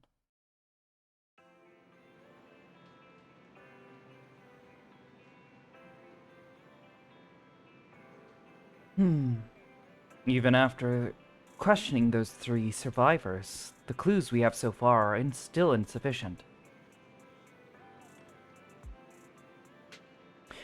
Our goal is to find the missing client. Right now, we only know that he was likely kidnapped by the perpetrator. We have no idea who the perpetrator is or where they went. Charon, do you have any ideas? I think the other proxy is right. The information the 3 survivors provided is limited. With our current information, it's hard to deduce where we should go next to find the client. Our clues have run dry. We still got something out of it. At least we know some characteristics of the perpetrator. Sadistic sniper, with a grudge against the Defense Force. They're meticulous in planning, avoid open confrontations, and are obsessed with committing crimes in the Hollow. With these characteristics and the hollow coordinates, we might be able to deduce the general area where the perpetrator operates, as well as potential base where they might have placed the kidnapped victims. That would take quite a lot of time. Yes, and while we're narrowing down the search, the perpetrator might continue committing more crimes. Charon seems somewhat agitated. The lack of clues plunges you all into silence. Just as you are about to accept reality and start organizing the current clues to narrow down the search, the door to the video store suddenly opens. Someone's here, Belle. I think it's Shepard. He's at the counter. The intelligence broker might have something important to tell us. Proxy, let's talk to him first.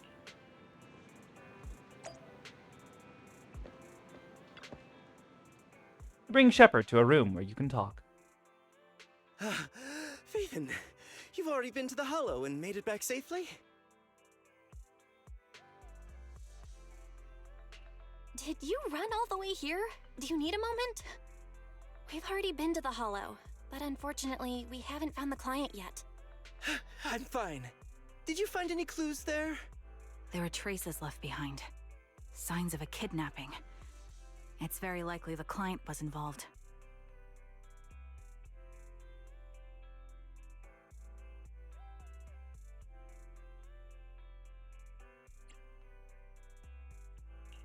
Yeah, it seems the client was kidnapped, brought to the Hollow, and later moved again. We're still looking for clues. But why did you rush over to the store? Did you find anything? Well, just take a look for yourself.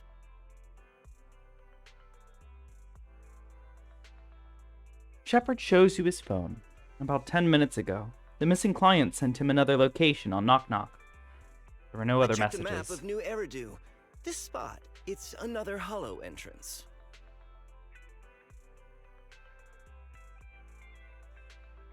We've been chasing dead ends with absolutely no clues, and now one just appears out of nowhere? Something smells fishy here. You're sure it's just a disappearance for now, and nothing more serious has happened, right? If that's the case, the situation is still manageable. No matter how shaky the clue is, let's keep investigating. Just be careful. Any casualties, and this will become something beyond our control. At that point, stop the commission and contact me. I'll bring in some professional Hollow experts to deal with the situation.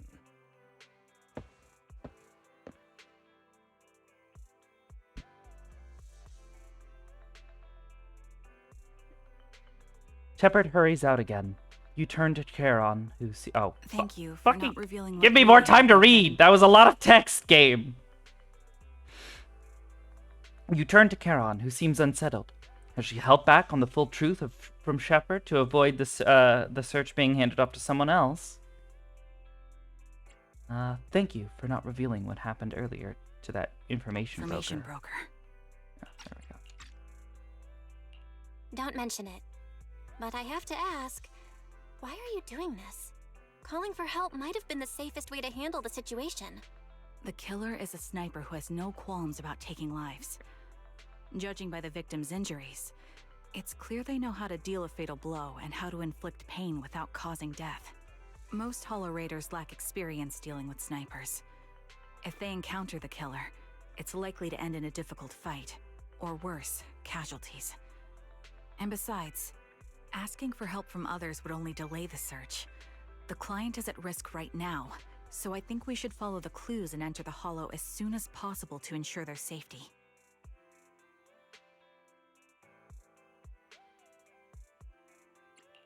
I helped you keep this from Shepard, but I have to admit, it's just too dangerous. What if this lead is a trap? Who even knows who's really behind the client's messages anymore? I understand, I really do. But what if we're late and something happens to the client? Why is the client so important to you, Charon? Would you be willing to tell us?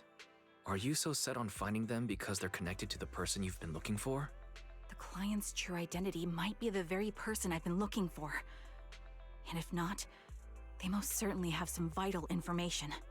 Since leaving the military, I've spent years searching for my missing teammates. They were more than just comrades who trusted me with their lives. To me, someone raised as an orphan. They were family. I've scoured countless hollows and every corner of New Eridu to find them, but I've never found a single lead. Until I met you and heard that melody on the harmonica. It's called Homecoming. My squad leader composed it. Only our squad knew it. And yet that client of yours not only knows the song, but also gave you the sheet music. Please, Proxy. This client is the only lead I have left. I'm certain my teammates are still alive. If this trail goes cold, I don't know when I'll get another chance to reunite with them.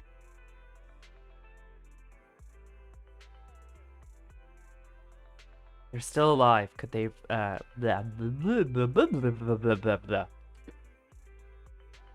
If they're still alive, could there really be no trace of them after all these years? Wise's gaze towards you seems to convey such a question. But then, thinking about how you're also searching for your teacher doesn't seem all that hard to understand. I get how anxious you must feel. Let's face this together. But this time, we really need to be extra careful. Details to confirm that. Yeah, that is a bit of an assumption on their part. The client very well could have been just luring people into the hollows. That was something they didn't confirm with, I ended up just letting them be because they seemed freaked out, and it seemed weird to be like, oh yeah, two random women who are clearly super disturbed right now and are not handling this well. Let me continue to bother you about details. The question of how were you contacted by this individual should have been one of like the first things that they were asking. Like, you know, how did they contact you? Where did they send you? That kind of thing, to try to figure out what the pattern was there as well. But I also realize this is a video game and it's not entirely super what do you call it? We're not going for realistic. We're not going for high realism here.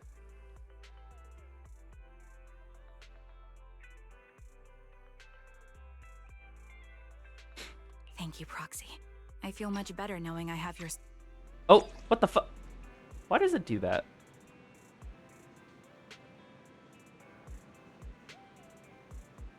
Well, she's happy that she has our support. Story, invitation to kill.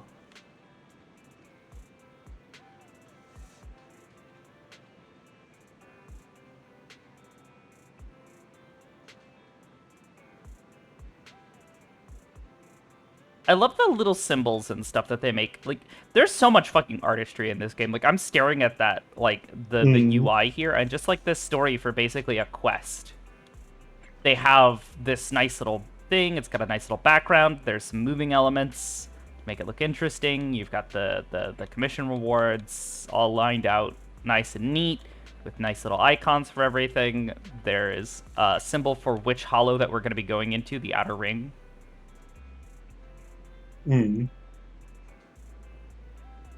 Oh, is that what those little logos are? Yes. I see. Yeah, I'm trying to remember what the name of the outer ring hollow is called. There's a couple of them, but I think the major one, I want to say that says Paparo. I thought the one in the outer ring is... No, the area is called the old oil field. It's not specifically the hollow. Yeah, so they have this alternate, they have like a bunch of weird fonts that they'll use sometimes, but they also have like this alternate,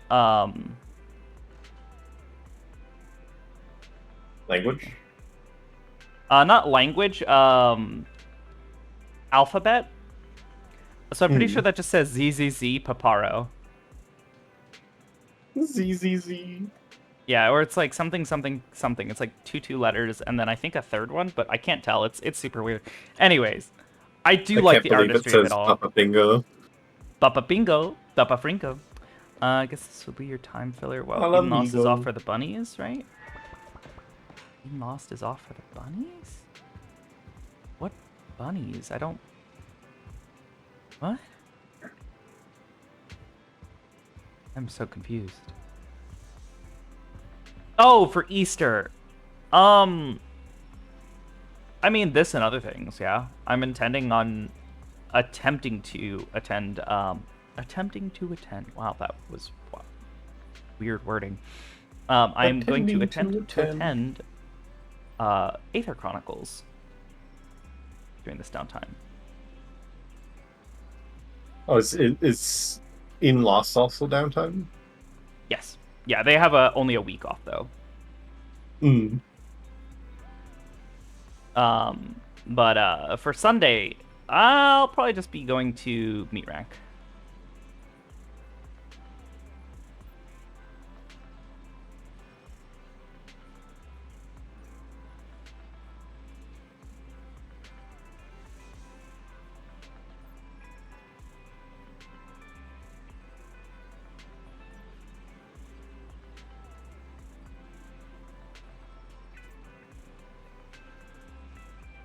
Okay. Anyways.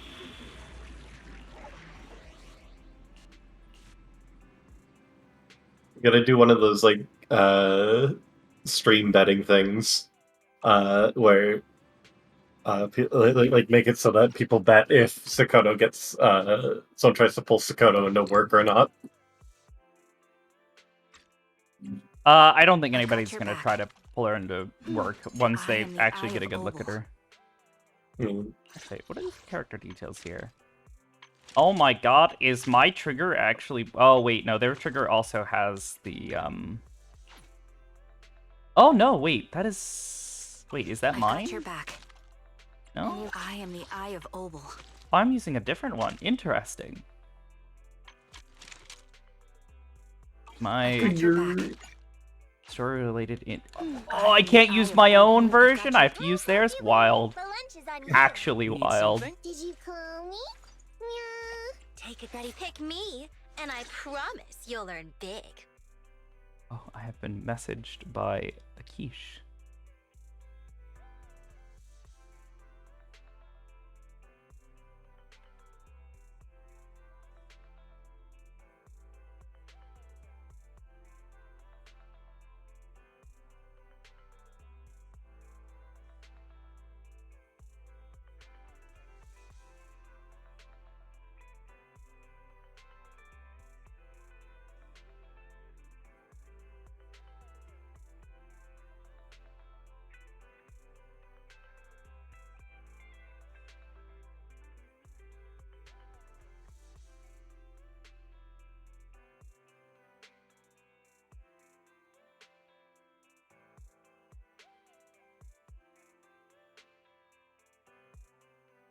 Hi, True! And I hit the wrong fucking button. Alright. Did you call me? I can't believe Charles is gonna kidnap Sakoto. Do ask the I'll help you win. Take a deep breath. Did you call me? Relax. It's like a walk in a park. I'll help you win. The lunch is on you. I've got your back. Did you call me? I'll protect you from any danger.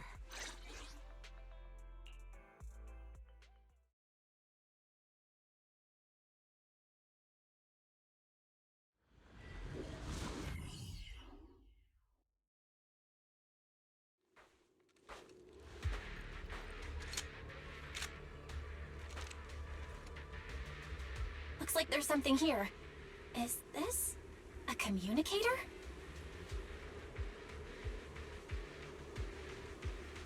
So, there we go.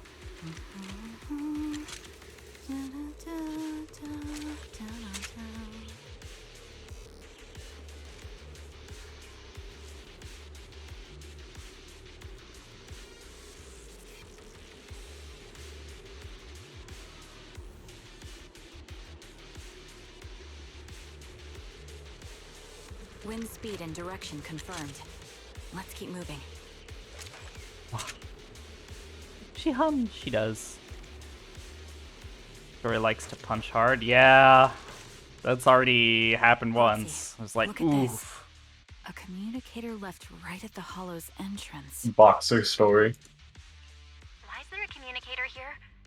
It doesn't look like It's it was got randomly hands. left behind. There's hardly any dust on its surface, which means it was only placed here recently. It looks like someone wants us to use it. Ah, such decisiveness. Following random location info without even thinking twice. I'm glad, Sniper of Liar Squad. Liar Squad? What's that? Wait, who are you? Sniper. Or should I say Charon now? Haven't you shared your past with our dear Proxy? If introductions aren't your strong suit, I'd be happy to show you how. You can call me Grim Vulture, the one behind this string of murders. You see, I've been working my way down a list, crossing off names. And now, Charon of Liar Squad, your name's next. Looks like you've done your homework on me. Just because my presence interfered with your plan, you've decided to take me out for good? I thought you were just going to be another obstacle in my way. And now, with you in my sights, this must be some kind of destiny. I'm not sure what you're referring to, but I'm looking for someone. Given that you're waiting at the hollow entrance they shared, I'm guessing you have them. If you hand them over, perhaps we can make a deal. Oh! Karen suddenly dodges to the side, raises her gun, and fires, using her body to shield Eos. In the next instant, a bullet flies past her and hits the ground. Her shot flew off into the distance, but there's only one thing that's certain. It didn't hit Grim Vulture. So your version of making a deal is stalling for time to locate me and lining up your shot? Can't say I'm surprised. After all, that's exactly what I plan to do too. You seem to have rather unique eyes, but you'll never get the chance to hit me. After all, no one's better at counter-sniping than me. Seems talking won't resolve this, but I'm not averse to using force. Now that's the spirit! If you're looking for someone, why not search the hollow for clues? Providing you can survive both my attacks and those of the ethereals, of course. Oh, and I've prepared a little gift for all your trouble. I hope you still have that determined look on your face after seeing it.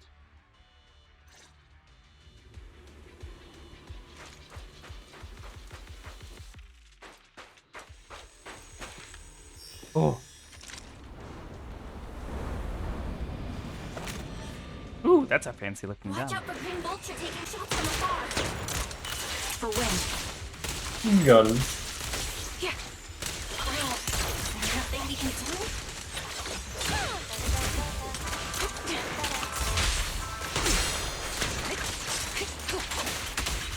Take the shot.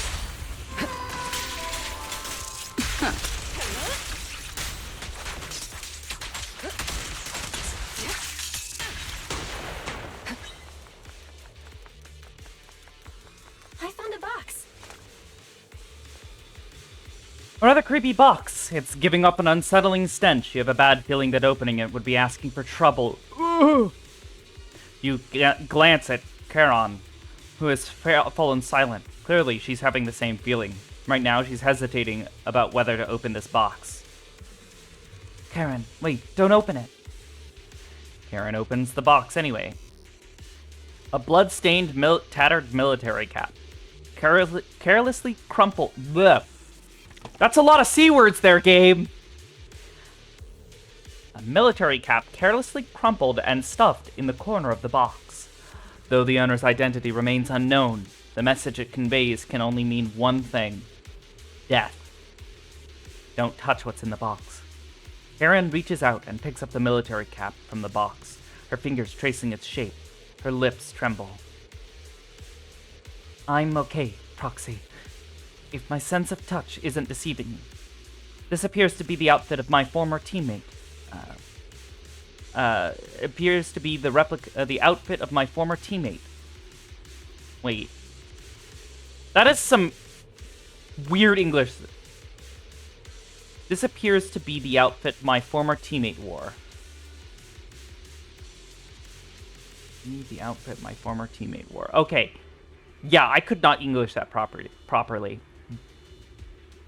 My grammar has brammer. My grammar has blammered.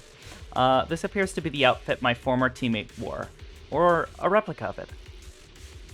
So, this is the surprise Grim Vulture mentioned? I see now. Let's keep moving, Proxy. Charon goes silent. Yet, as she chambers another round, you can sense her hands trembling slightly, while her grip grows even stronger. Yeah, she's angry. You still remember what's inside the box, right? Your loyal teammate's count, the one Steve always wore. Ether vision activate. Curious as to how we died. He took his own life. There wasn't much different from being tossed by ethereals.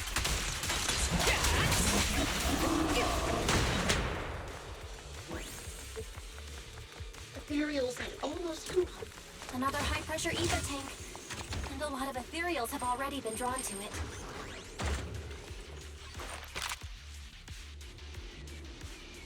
Oh god.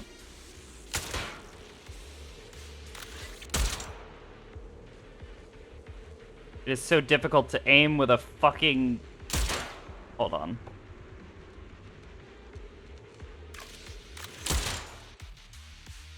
We did it, Proxy.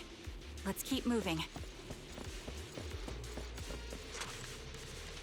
The second box emanates an ominous aura. That's unsettling stench seems to warn you that its contents, just like the previous box, will give you an absolutely wretched experience. Karen's breathing grows heavy. She stands still for several seconds, seemingly trying to control her emotional turmoil. Karen, don't push yourself. Finally, she opens the box. A pair of blood-stained, tattered military gloves lie twisted in the center of the box. It's clear that whoever placed them here hadn't just tossed them in carelessly. They had been deliberately arranged with malicious intent. Charon picks up the gloves, once again feeling their contours and icy touch. Her lips turn pale. Just as I thought. These are from one of my former squad mates, too. Charon. Let's keep moving, Proxy. Following this route should lead us to Grim Vulture's hideout. I'm fine. Charon picks up her weapons again, but there's an unmistakable tremor of unease in her voice. Acheron's favorite gloves. It wasn't easy getting my hands on them. Recalibrating. As expected of such a thin, beautiful commander, even the more stylish. Increase firepower. Calculate.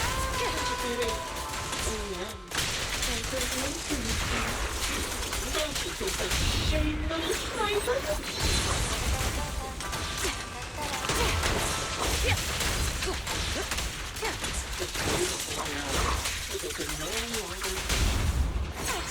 Cereal's not on her arm. Part of her leg as well. Engaging head on. Part of her leg. What the fuck? And she still had some backbone. She stood tall, even in death. What the fuck? Yo. It's just as I said. She died from multiple fatal wounds. Even the most beautiful flower will wither without protection. For when? Catch the rhythm. And I'm telling the truth or a lie this time. How long do you intend to keep up this game of cat and mouse? There's still a third box. You grab Karen's hand, trying to stop her from opening it, but she lifts the box's lid almost mechanically. The third box contains a blood-stained corner of clothing and a severely damaged piece of engineering equipment, also stained with blood. Karen picks them up, her fingers trembling, feeling their shapes. She doesn't speak, neither about the plans for pursuing Grim Vulture, nor about which of her companions these items belonged to. Until the communicator in our hands rings again with Grim Vulture's voice. Congratulations! You found the third box. Inside is... Who was it again? Oh, right. A piece of bloodied fabric from Cocytus's clothes and some damaged engineering gear stained with Leafy's blood. There weren't enough boxes, so I had to cram them together. They're just a medic and an engineer, not exactly combat material, right? Surely you're not mad, are you? Karen's face turns deathly pale. She silently picks up the bloodied items from the box, her spirit visibly shaken by the weight of these ominous relics.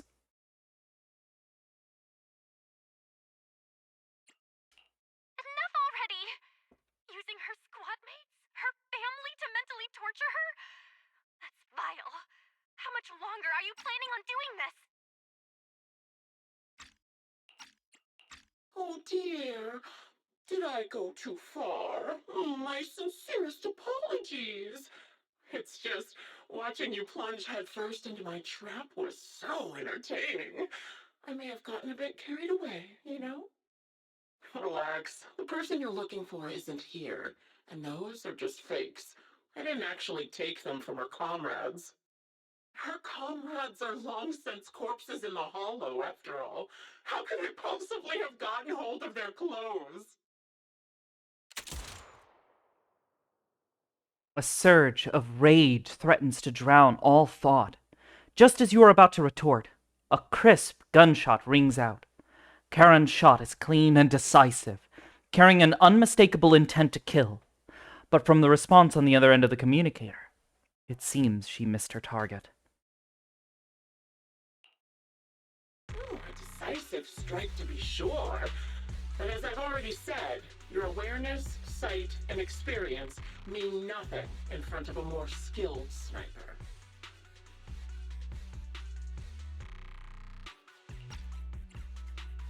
I didn't expect to kill you so easily. There was a subtle change in your ether fluctuations the moment I fired. That was all I needed. You knowing my past makes me feel sick. But after seeing that you're just a coward who feels fear from another's killing intent, it doesn't bother me as much anymore. Coward, you say? How fascinating! You were little more than a hollow shell before, but now that you've bared your teeth, you've started looking somewhat respectable. I know your composure is nothing more than a facade. You've never truly faced the weight of your comrades' deaths, have you? I bet your mind is now filled with their dying screams.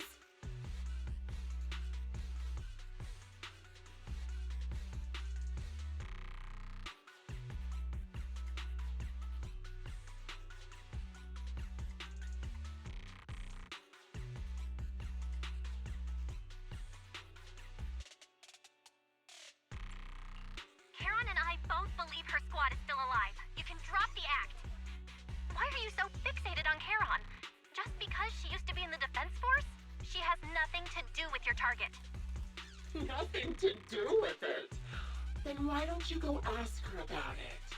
What surprises me more is you actually believe her teammates are still alive. Don't tell me she dragged you into all this danger without telling you anything. Shut up. If she won't tell you, I will. Those so-called alive squad mates of hers went missing during the fall of the old capital. I'm sure you know exactly what that means. When the old capital fell, countless Defense Force soldiers were either killed by ethereals or became them. The surviving soldiers, struggling to defend themselves, never had the opportunity to carry their comrades' bodies out of Hollow Zero. Obviously, her squad mates, the members of Liar Squad, were among the dead. But since their bodies were never found, she insists they're still alive, even going as far as to deceive her own proxy. It's laughable. I didn't lie to the proxy. They're alive. I have proof. Someone like you could never understand. I could never understand? Huh. Do you think it's hard to understand your childish thought process? If you really have solid proof, why not tell me? Come on, let's hear it! My eyes. I lost nearly 90% of my vision during the fall of the old capital.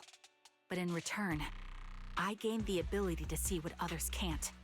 Every second of every day for years, I've seen my squad mates. Not as fleeting shadows, but vivid and lifelike. They've never disappeared. They're alive, waiting for me to find them. Why else would I have been given these eyes? That's your proof? Did you hear that? Proxy hiding in the bamboo. She spent years chasing after people who couldn't possibly exist, all because of some ghostly visions. You'd rather believe those visions of your teammates are real-time projections than accept that they're dead. What if I told you the way I described their deaths before was the absolute truth? Will you finally face reality? Or will you keep fooling yourself, believing in ghosts?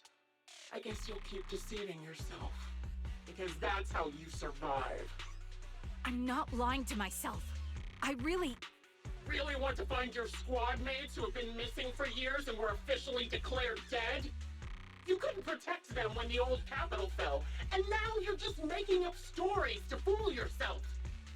To give yourself some so-called reason to go on, to latch on to any stupid excuse. You're just a selfish, naive coward who did nothing and couldn't do anything when your comrades were dying. Fucking Christ. Karen stands there, speechless. Grim Vulture's relentless verbal assault has clearly struck home. The little color that had briefly returned to her face drains away, leaving her visibly shaken, unable to muster a single word in rebuttal. Giving up already?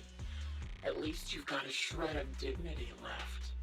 Nothing disgusts me more than a useless hypocrite. Enough of this.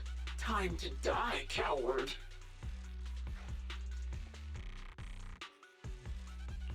Charon is not a coward. Someone who'd enter perilous hollows just to find what they seek. Someone who'd play music to console a dying soul, despite the pain in their eyes, is anything but a coward. At the very least, she's far braver than a criminal like you, who hides in the shadows, enjoys torturing others, and is constantly in fear of being caught. Proxy, Your proxy sure has a way with words. I won't waste any more of my breath. Just die already.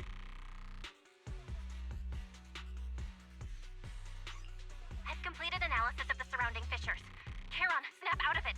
We can use that fissure to escape. Fissures? When did you... Still trying to play tricks. With no hope of counterattack, you practically drag Charon, turning to run towards the fissure that had escaped Grim Vulture's notice. Just as a bullet is about to strike, you manage to escape through the fissure.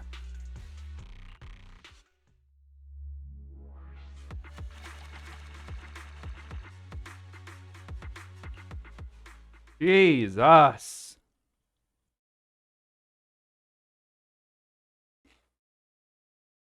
You escape from the hollow and return to the video store, bringing along Karen, who's lost all will to fight. She seems more traumatized than you imagined, repeatedly touching her eyes, silent and distant. Karen, do you want some hot cocoa? I'm sure you're exhausted after such a tough fight. You should get some rest. Thanks, but I'm fine.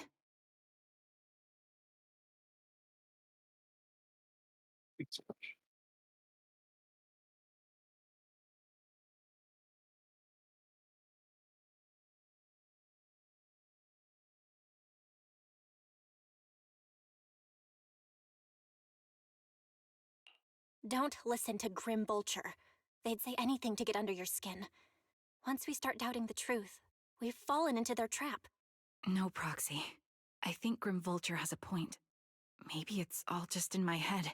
The things Grim Vulture left. When I touched them, I was reminded of the day the old capital fell.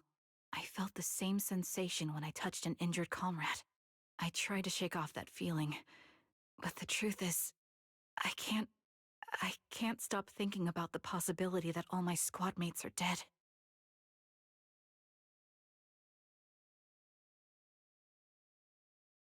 Would you be willing to share more? What really happened to you and Liar Squad on the day the old capital fell? That day, in the first hour Hollow Zero started expanding, Defense Force HQ thought it was just a normal Hollow disaster, and thought they could suppress it with the standard amount of troops. Liar Squad was among the first troops sent there. Before we left, our superiors promised reinforcements would be on the way to support us in combat, so we didn't need to worry too much about facing the Ethereals. But soon after we began the mission, we realized things weren't going to go like we thought. The Ethereals came at us like an endless tide. The Hollow expanded beyond control, and more importantly, the reinforcements never came. The Defense Force troops outside the Hollow soon realized this was no ordinary disaster. Hollow Zero was devouring Eridu at horrifying speed. The reinforcement plan was called off, and the promised troops retreated. Honestly, even if they had come to help, it wouldn't have changed anything. I watched as members of the advanced force around me died one after another, or were corrupted into ethereals. Our squad slowly lost the strength to maintain formation. I was a weak point in our formation. An ether shot fired by an ethereal hit my eyes, corrupting them. Because of that and several other wounds, I shortly lost consciousness. I'm not sure how long I was out, but just before losing my vision, I briefly regained consciousness. The last thing my eyes saw was my squad mate standing in front of me, looking back. When I woke up again, I was already back at base. The higher-ups detonated the Shiryu pillars, and finally managed to bring Hollow Zero under control. I don't know who rescued me from the Hollow, but none of my squad mates had made it out. For some reason, the image of my squad mates being the last thing I saw has stayed in my mind.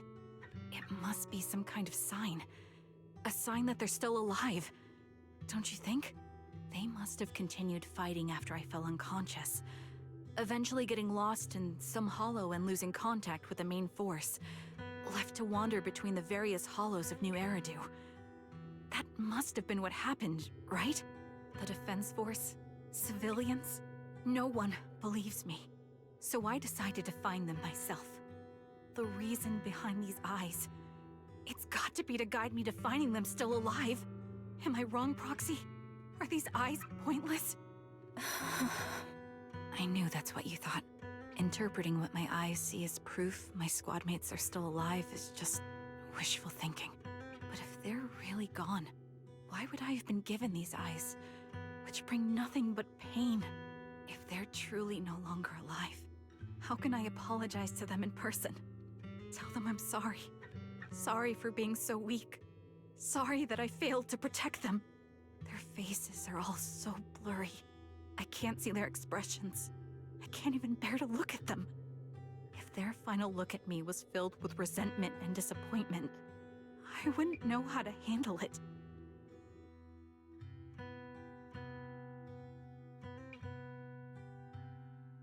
Jesus Christ. Why?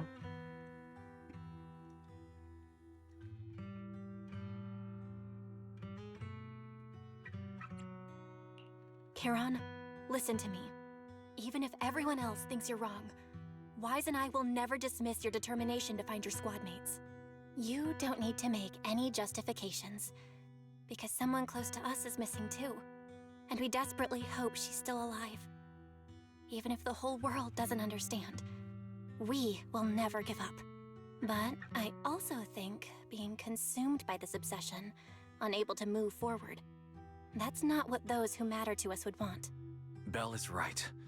Listen, Charon, you're such a kind person. Maybe that's why you feel responsible for protecting everyone and blame yourself when you can't do enough. But you don't have to carry it all on your own.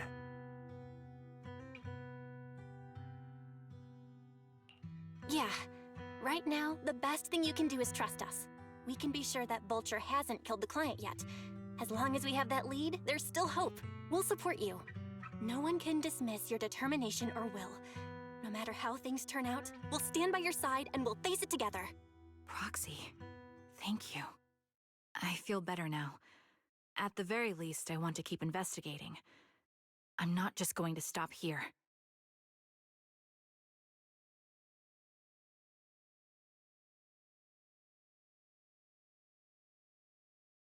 Sorry to disturb you at this hour. Did you go investigate that new hollow? How's it going? Oh, never mind. The client just shared a new location with me on Knock Knock. They're pretty eager, huh? Which hollow is it this time? No, it's not a hollow. If I'm reading this right, this location is Scott Outpost. Scott Outpost? Isn't that managed by the Defense Force and White Star Institute?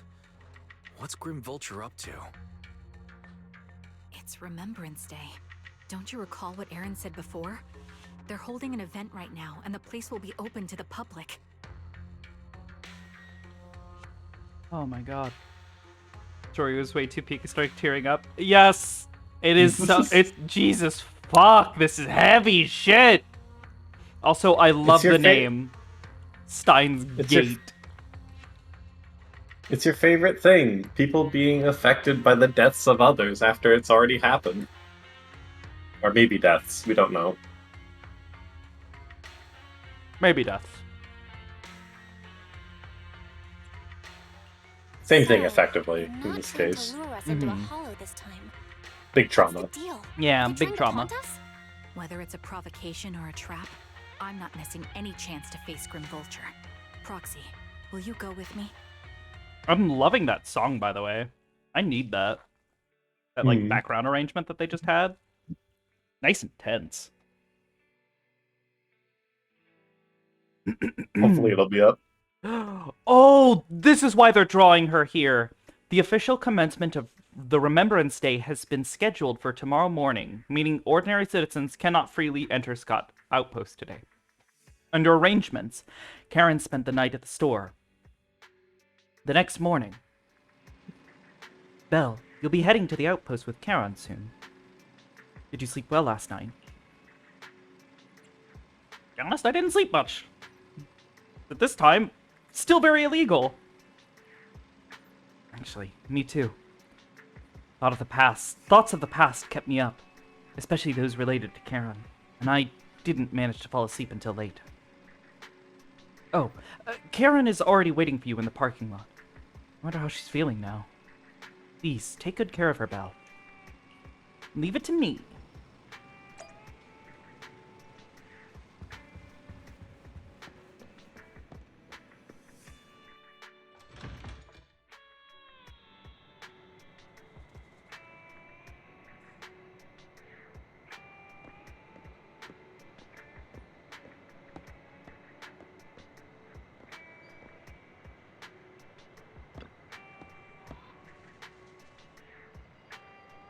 Morning, Proxy. You sleep well last night? Yes, I did. Sorry, Proxy, for losing my composure in front of you yesterday. I think I've gotten my mood back in order now. Stare. Seems I can't hide it from you, Proxy. I'm sorry. I think I'm still struggling to process this sadness and unease. I'm not sure where I should go from here.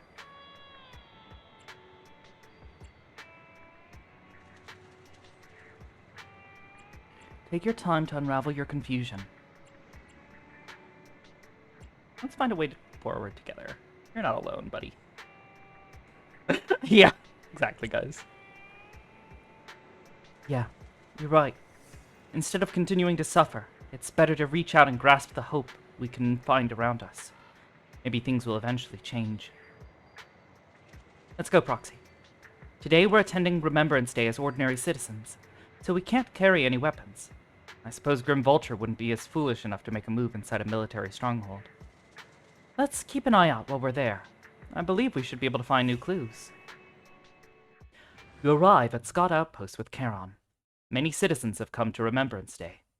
They must be the relatives of those who gave their lives during the fall of the old capital. For some reason, after coming here, Charon has been acting a bit strange. Foxy, let me explore this place later. What's wrong? No, it's nothing. Stare. Alright, I'll say it. Seems like there are some familiar faces here. Wouldn't it be nice to meet them? I don't think I can face them. If I'm not mistaken, they should be the family members of my teammates. I don't know how I should face them. By reaching out to them. I know, but I'll be there for you. And it's a deal.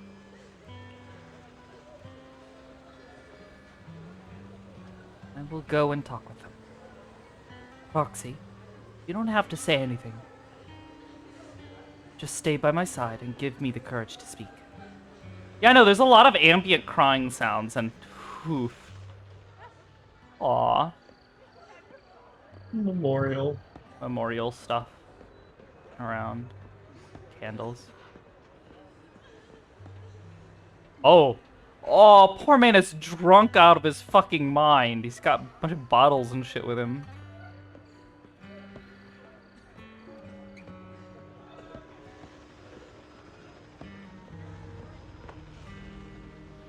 The big Oh, the big boo and the dog!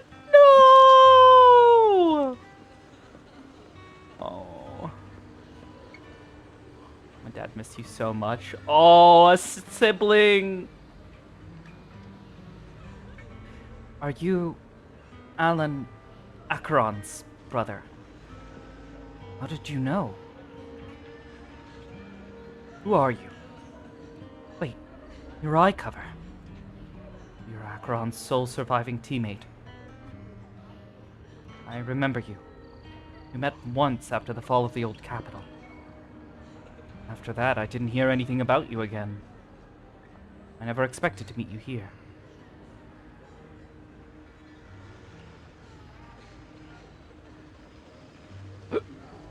Ah, excuse me.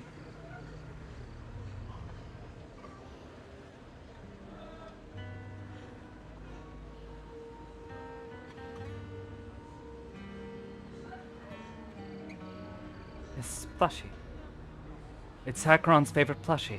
She always kept it in the most prominent spot in her room. I brought it along here, as if bringing my sister's shadow to participate in Remembrance Day. I'm sorry, Mr. Allen. You don't need to apologize. I still remember one time my sister came home excitedly, telling me that a shy new girl had joined the squad. That girl didn't speak much, but she was beautiful in battle. That was the happiest I'd ever seen her. To her, you were a presence that inspired admiration and a desire not to fall behind. A beautiful soldier who gave her the drive to keep moving forward. Yeah! You don't have to apologize to me. If my sister were here, she would surely say the same thing. Please don't mind me too much. The Defense Force has made a lot of preparations for the Remembrance Day event. Please take your time here. Oh, God. Attempting to do male voices. Difficult. Oh, wait, is that... Oh, no. Different NPC. Mom? Oh, no! Wait a moment. That eye cover. The blonde hair. Could you be my husband? Styx's teammate. Styx. Are you Miss Sally? Styx's wife? Yes. My daughter and I came to attend Remembrance Day. The last time I saw you was right after the fall of the old capital. Never expected to see you again here today.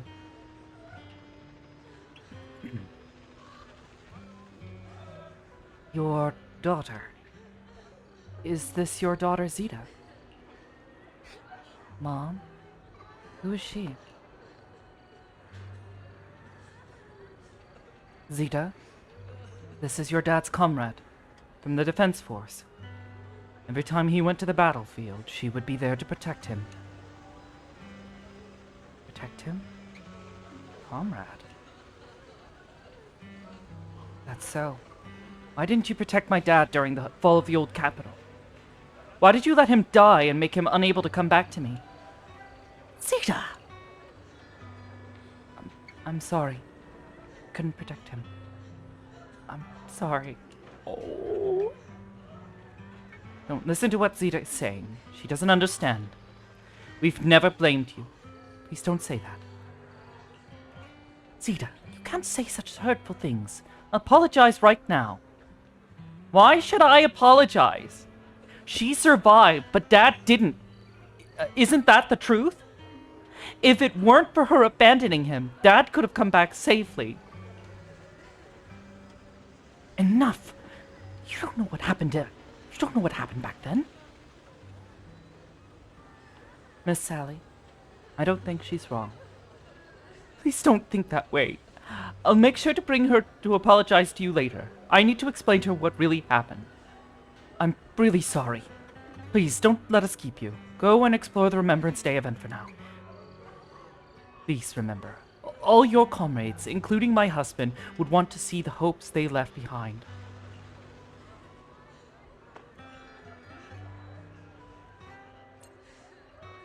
Damn!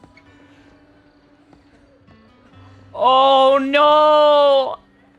Her son! My son. Can you see me now? I'm doing well. My legs and feet are fine. I miss you so much. Excuse me. Are you Cocoidus' mother, Ethel? Oh, you are... Oh, I recognize you. I saw you once in the military camp after the fall of the old city. You're Cocoidus' teammate. One of the survivors. I've been wanting to get in touch with you over the years to see how you've been. I never heard from you. I didn't expect to meet you here at Remembrance Day. I guess this is fate. Miss Ethel, is your health still... I'm in good health, fortunately. Everything is fine. Although I'm the only one left in the family. Pension from the government is enough. I still have some years in me. I'm sorry. Cocoitus, he... Child, you don't need to apologize. My son may appear carefree on the surface, but he's always felt so much pressure. One day he suddenly told me that he had found a companion who truly understood him. I believe he was talking about you. How could I possibly blame you? Someone who helped my son. It's such a blessing. You're a kind-hearted person. You, a kind-hearted person, are alive and standing here today. I'm so glad. Miss Ethel, Child, don't worry about me. Since you are here for Remembrance Day, take your time to walk around and look around. I hope you find something meaningful. To your surprise, many relatives of the deceased Liar Squad members are here for the Remembrance Day event. Is this really just a coincidence? As you ponder this question, the relatives have gathered in front of Karong. Miss, I'm really sorry. Ah! Zeta was really young when it happened. Miss, I'm sorry for being mean to you before. Mom told me you were protecting Dad until the very last moment before you passed out. I shouldn't have said you left him to die.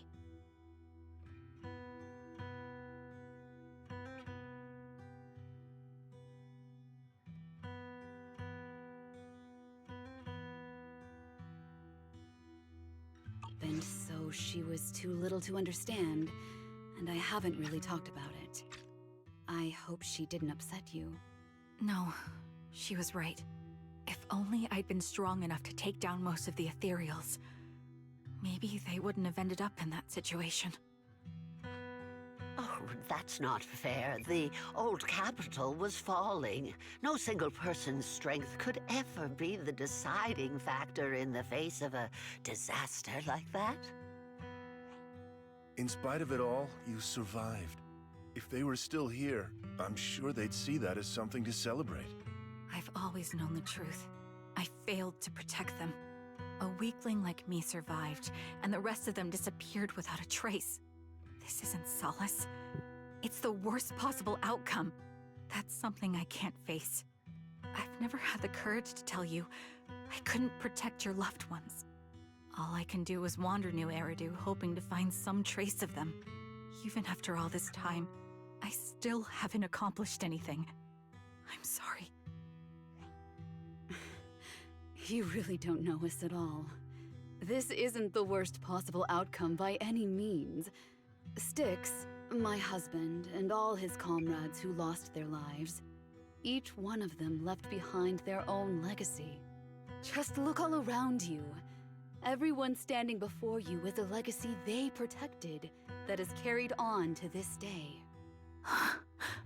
After my husband passed away, Zeta and I received survivor benefits, and with all the odd jobs I've been doing, we've managed to get to where we are today.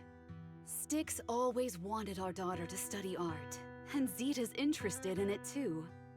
Now, that dream has become a reality. She just got accepted into the art school in Janus Quarter.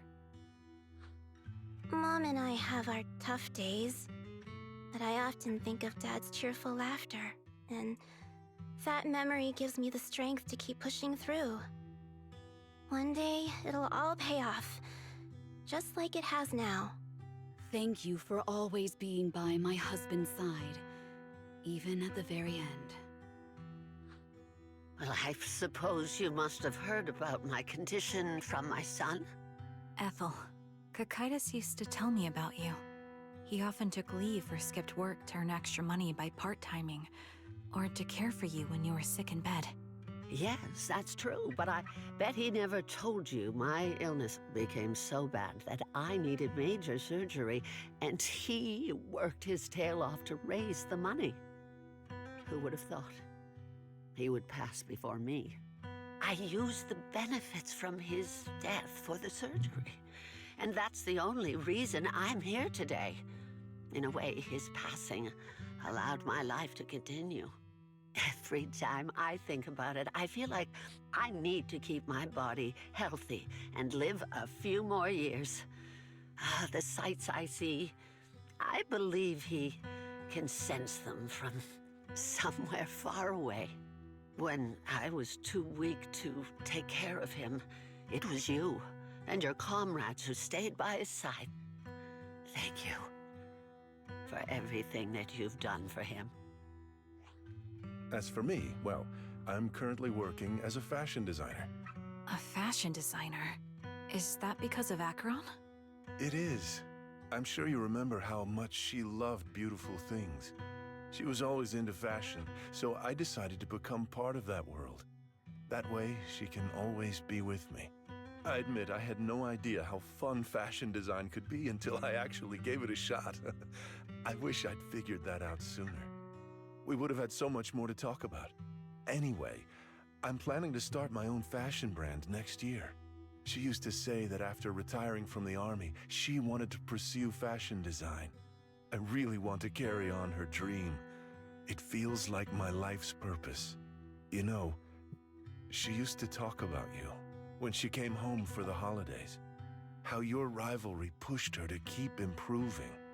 So, thank you. I'm proud of my sister, and I'm proud of you, too. As you can see, all of us have made it to this day, carrying the will of those we loved. So please don't say they left nothing behind. They've always been a part of every pain and joy we've experienced over the years. Please remember, Everything and everyone in New Eridu is only here today because you all risked your lives in battle. Thank you. Thank you, everyone. It's been wonderful to hear about how you're all doing and to listen to these words. I'm so glad I decided to come here on Remembrance Day. Speaking of which, I wasn't expecting to see any of you. What brings you here today? I could ask you the same thing, Ethel. Last time I asked, you said you weren't coming. I only came because I suddenly got a DM from Nathan. He said he really wanted me to be here. I'm here because of Nathan's message, too. He was pretty insistent, so I thought he'd be here. But I've been looking around for a while now. I still haven't seen him. So it's the same for all of us. I responded to his message, but he never wrote back. Isn't that strange? Sorry, but who's this Nathan you're talking about? Nathan is Lethe's younger brother.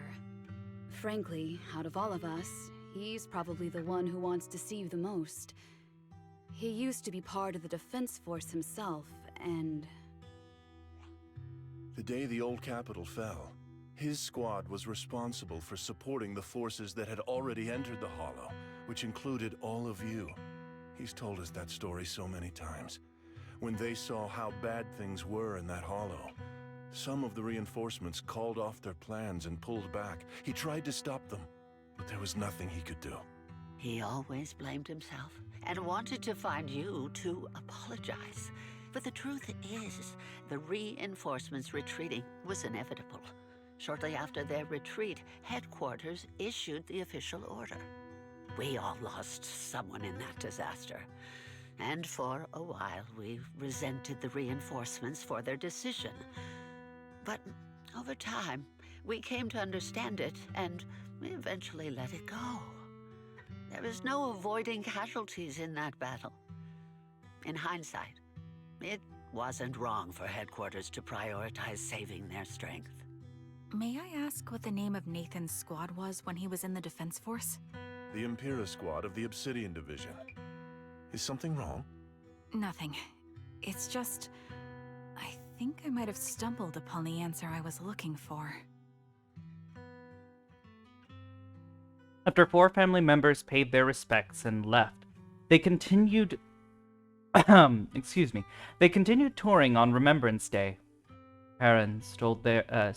Bleh. I don't know what the fuck's up with my ability to speak English today.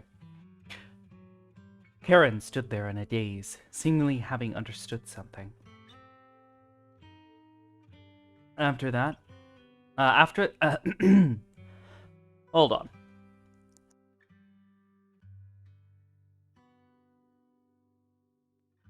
I am just a fucking mess today. I start like having a fucking coughing fit and everything. Words Lord. for you. Yeah, no words.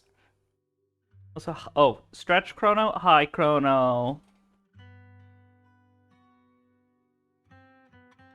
At that moment, a sound came from the open space in front of the outpost. It seemed someone had gathered. Someone had stepped onto the podium, and the citizens all gathered. Wait, what?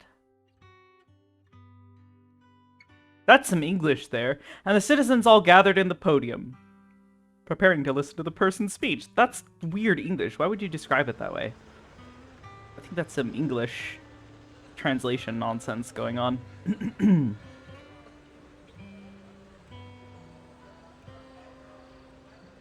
Alright.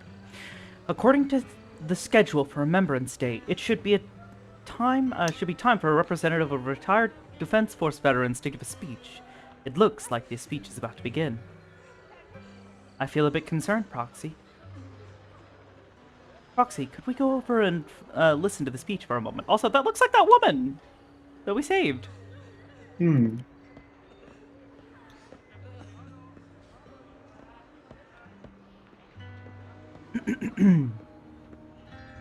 I can hydrate. Is that Zoe on the podium? Is she here to speak for the soldiers? That seems fitting. She's got medals after all. But I don't see Jesse or Aaron anywhere. Didn't they come? Everyone please, quiet down. Zoe, of Nemesis Squad, a representative of the veterans, will now deliver the Remembrance Day speech. Hey, look, it's Jesse, I think.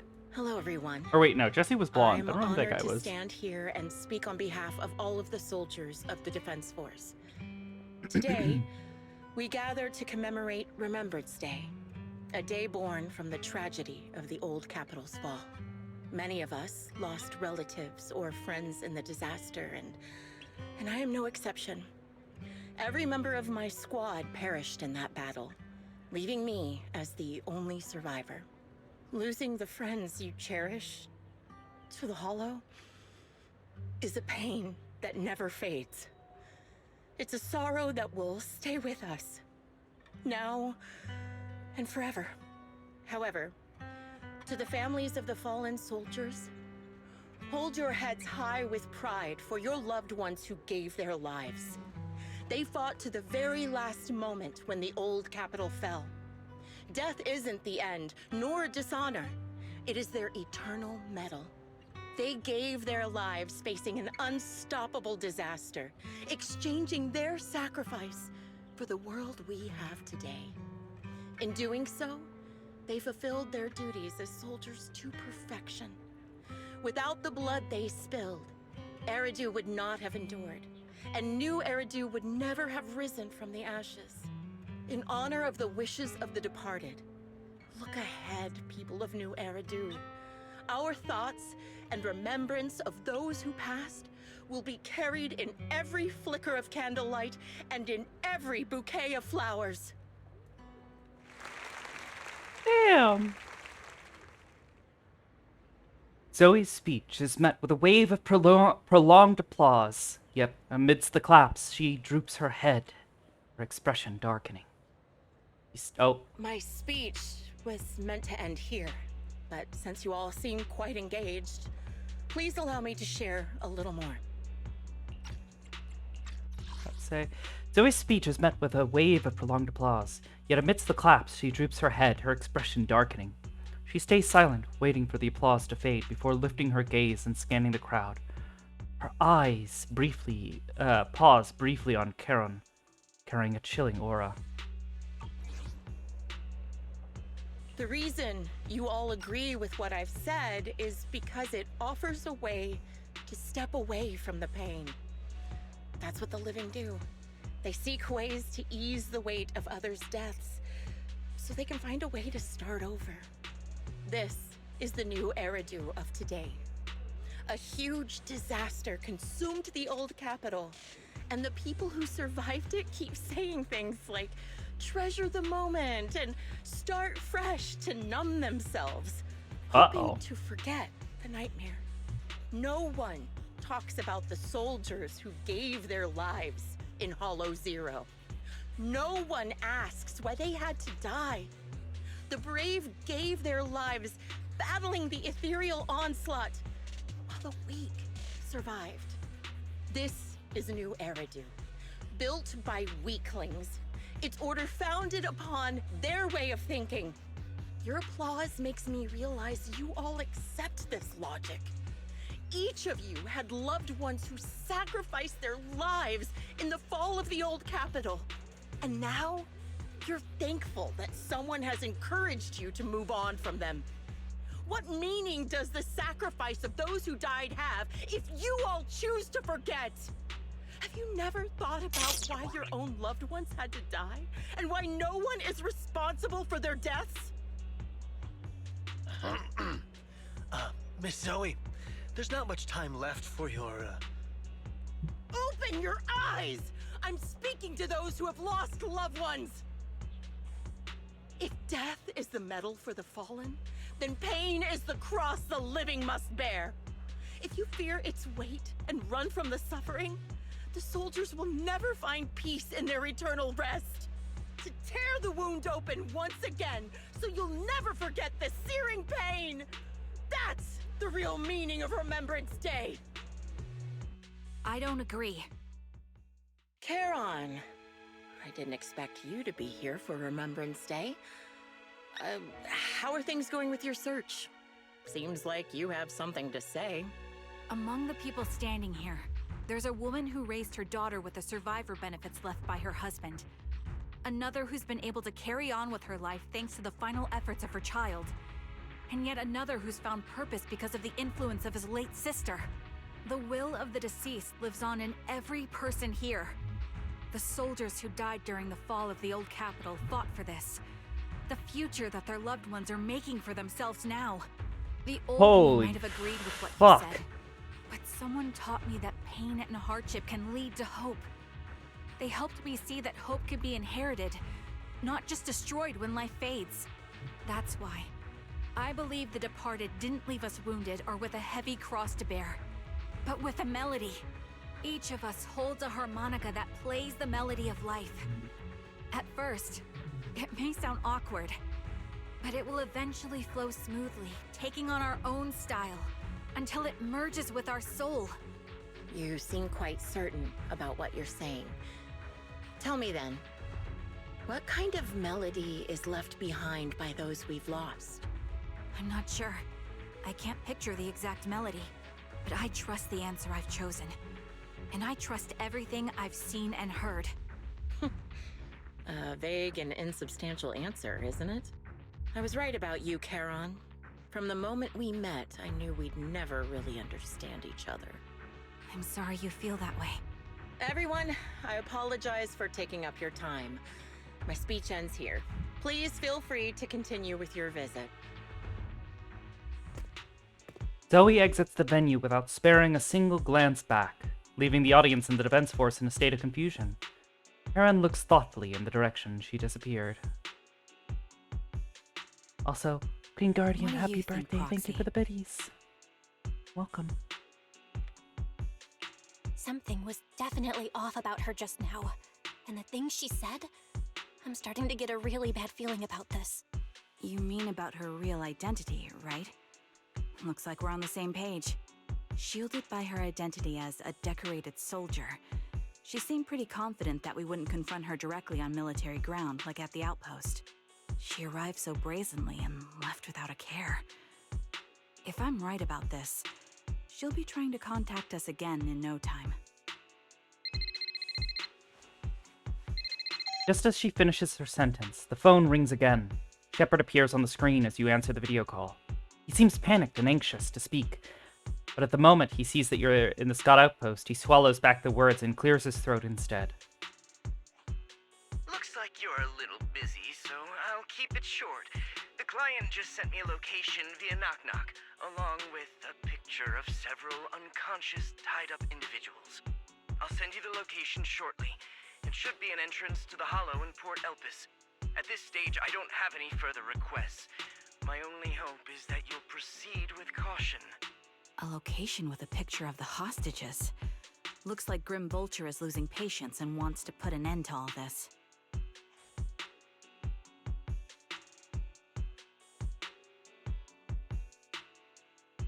What do you plan on doing? Charon, what's your plan? With everything that's happened, no matter what you choose, I'll stay by your side till the very end.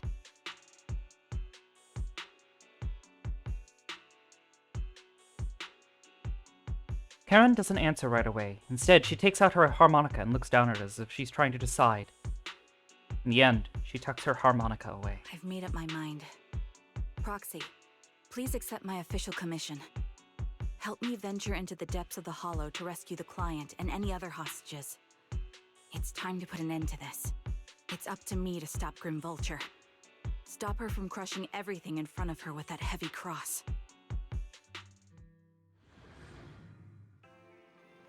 You leave Remembrance Day, You leave the Remembrance Day event with Charon and return to the video store. She cleans her firearm multiple times and keeps adjusting her breathing. The showdown is about to begin. Proxy, thank you for accompanying me this far. In the upcoming battle, Grim Vulture has likely already set up a stage filled with traps. We may need to brace ourselves for a tough fight. Have any strategy in mind, Charon? Be honest, there isn't a fully viable strategy. The opponent is a sniper and can keenly anticipate the timing and trajectory of each of my shots, dodging in advance. Entering the battlefield pre-prepared by such a formidable enemy alone, it's foreseeable that she will continuously occupy elevated sniper positions, relentlessly targeting us, but we will have very few opportunities to land a hit on her. Does that mean we'll be easy prey? Theoretically speaking, that's right. In a sniper duel, the one who fails to secure the best vantage point or exposes their position is always the loser. But I believe there's still a chance. In our previous fight, I could sense the pride and impatience of Grim Vulture as a sniper. I'm not sure where that impatience comes from, but that pride is definitely something we can turn against her. I believe she would never accept the idea of me surpassing her sniping skills. If I can outmatch her at a critical moment, she will lose her composure, and that will be the only instant she exposes a weakness. Proxy, this is the strategy I've chosen. Grim Vulture may indeed be the superior sniper, but I will surpass her and make this strategy succeed. To win this battle despite the overwhelming disadvantage, please entrust your back to me, Proxy. I need you, as my companion, to support me. You do the same then, Karen. Yes, I will. I will protect you, so please, also provide me with your guidance.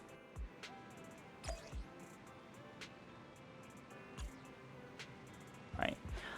I've got 3 minutes until, I think...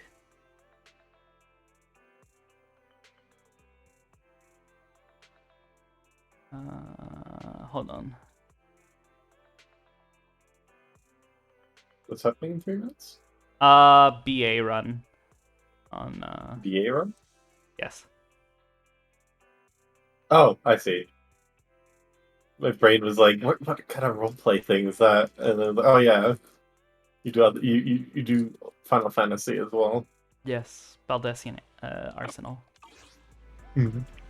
I'm tempted to start the story here. I don't think I'm going to have enough time before I need to be online. So, we'll return to this later.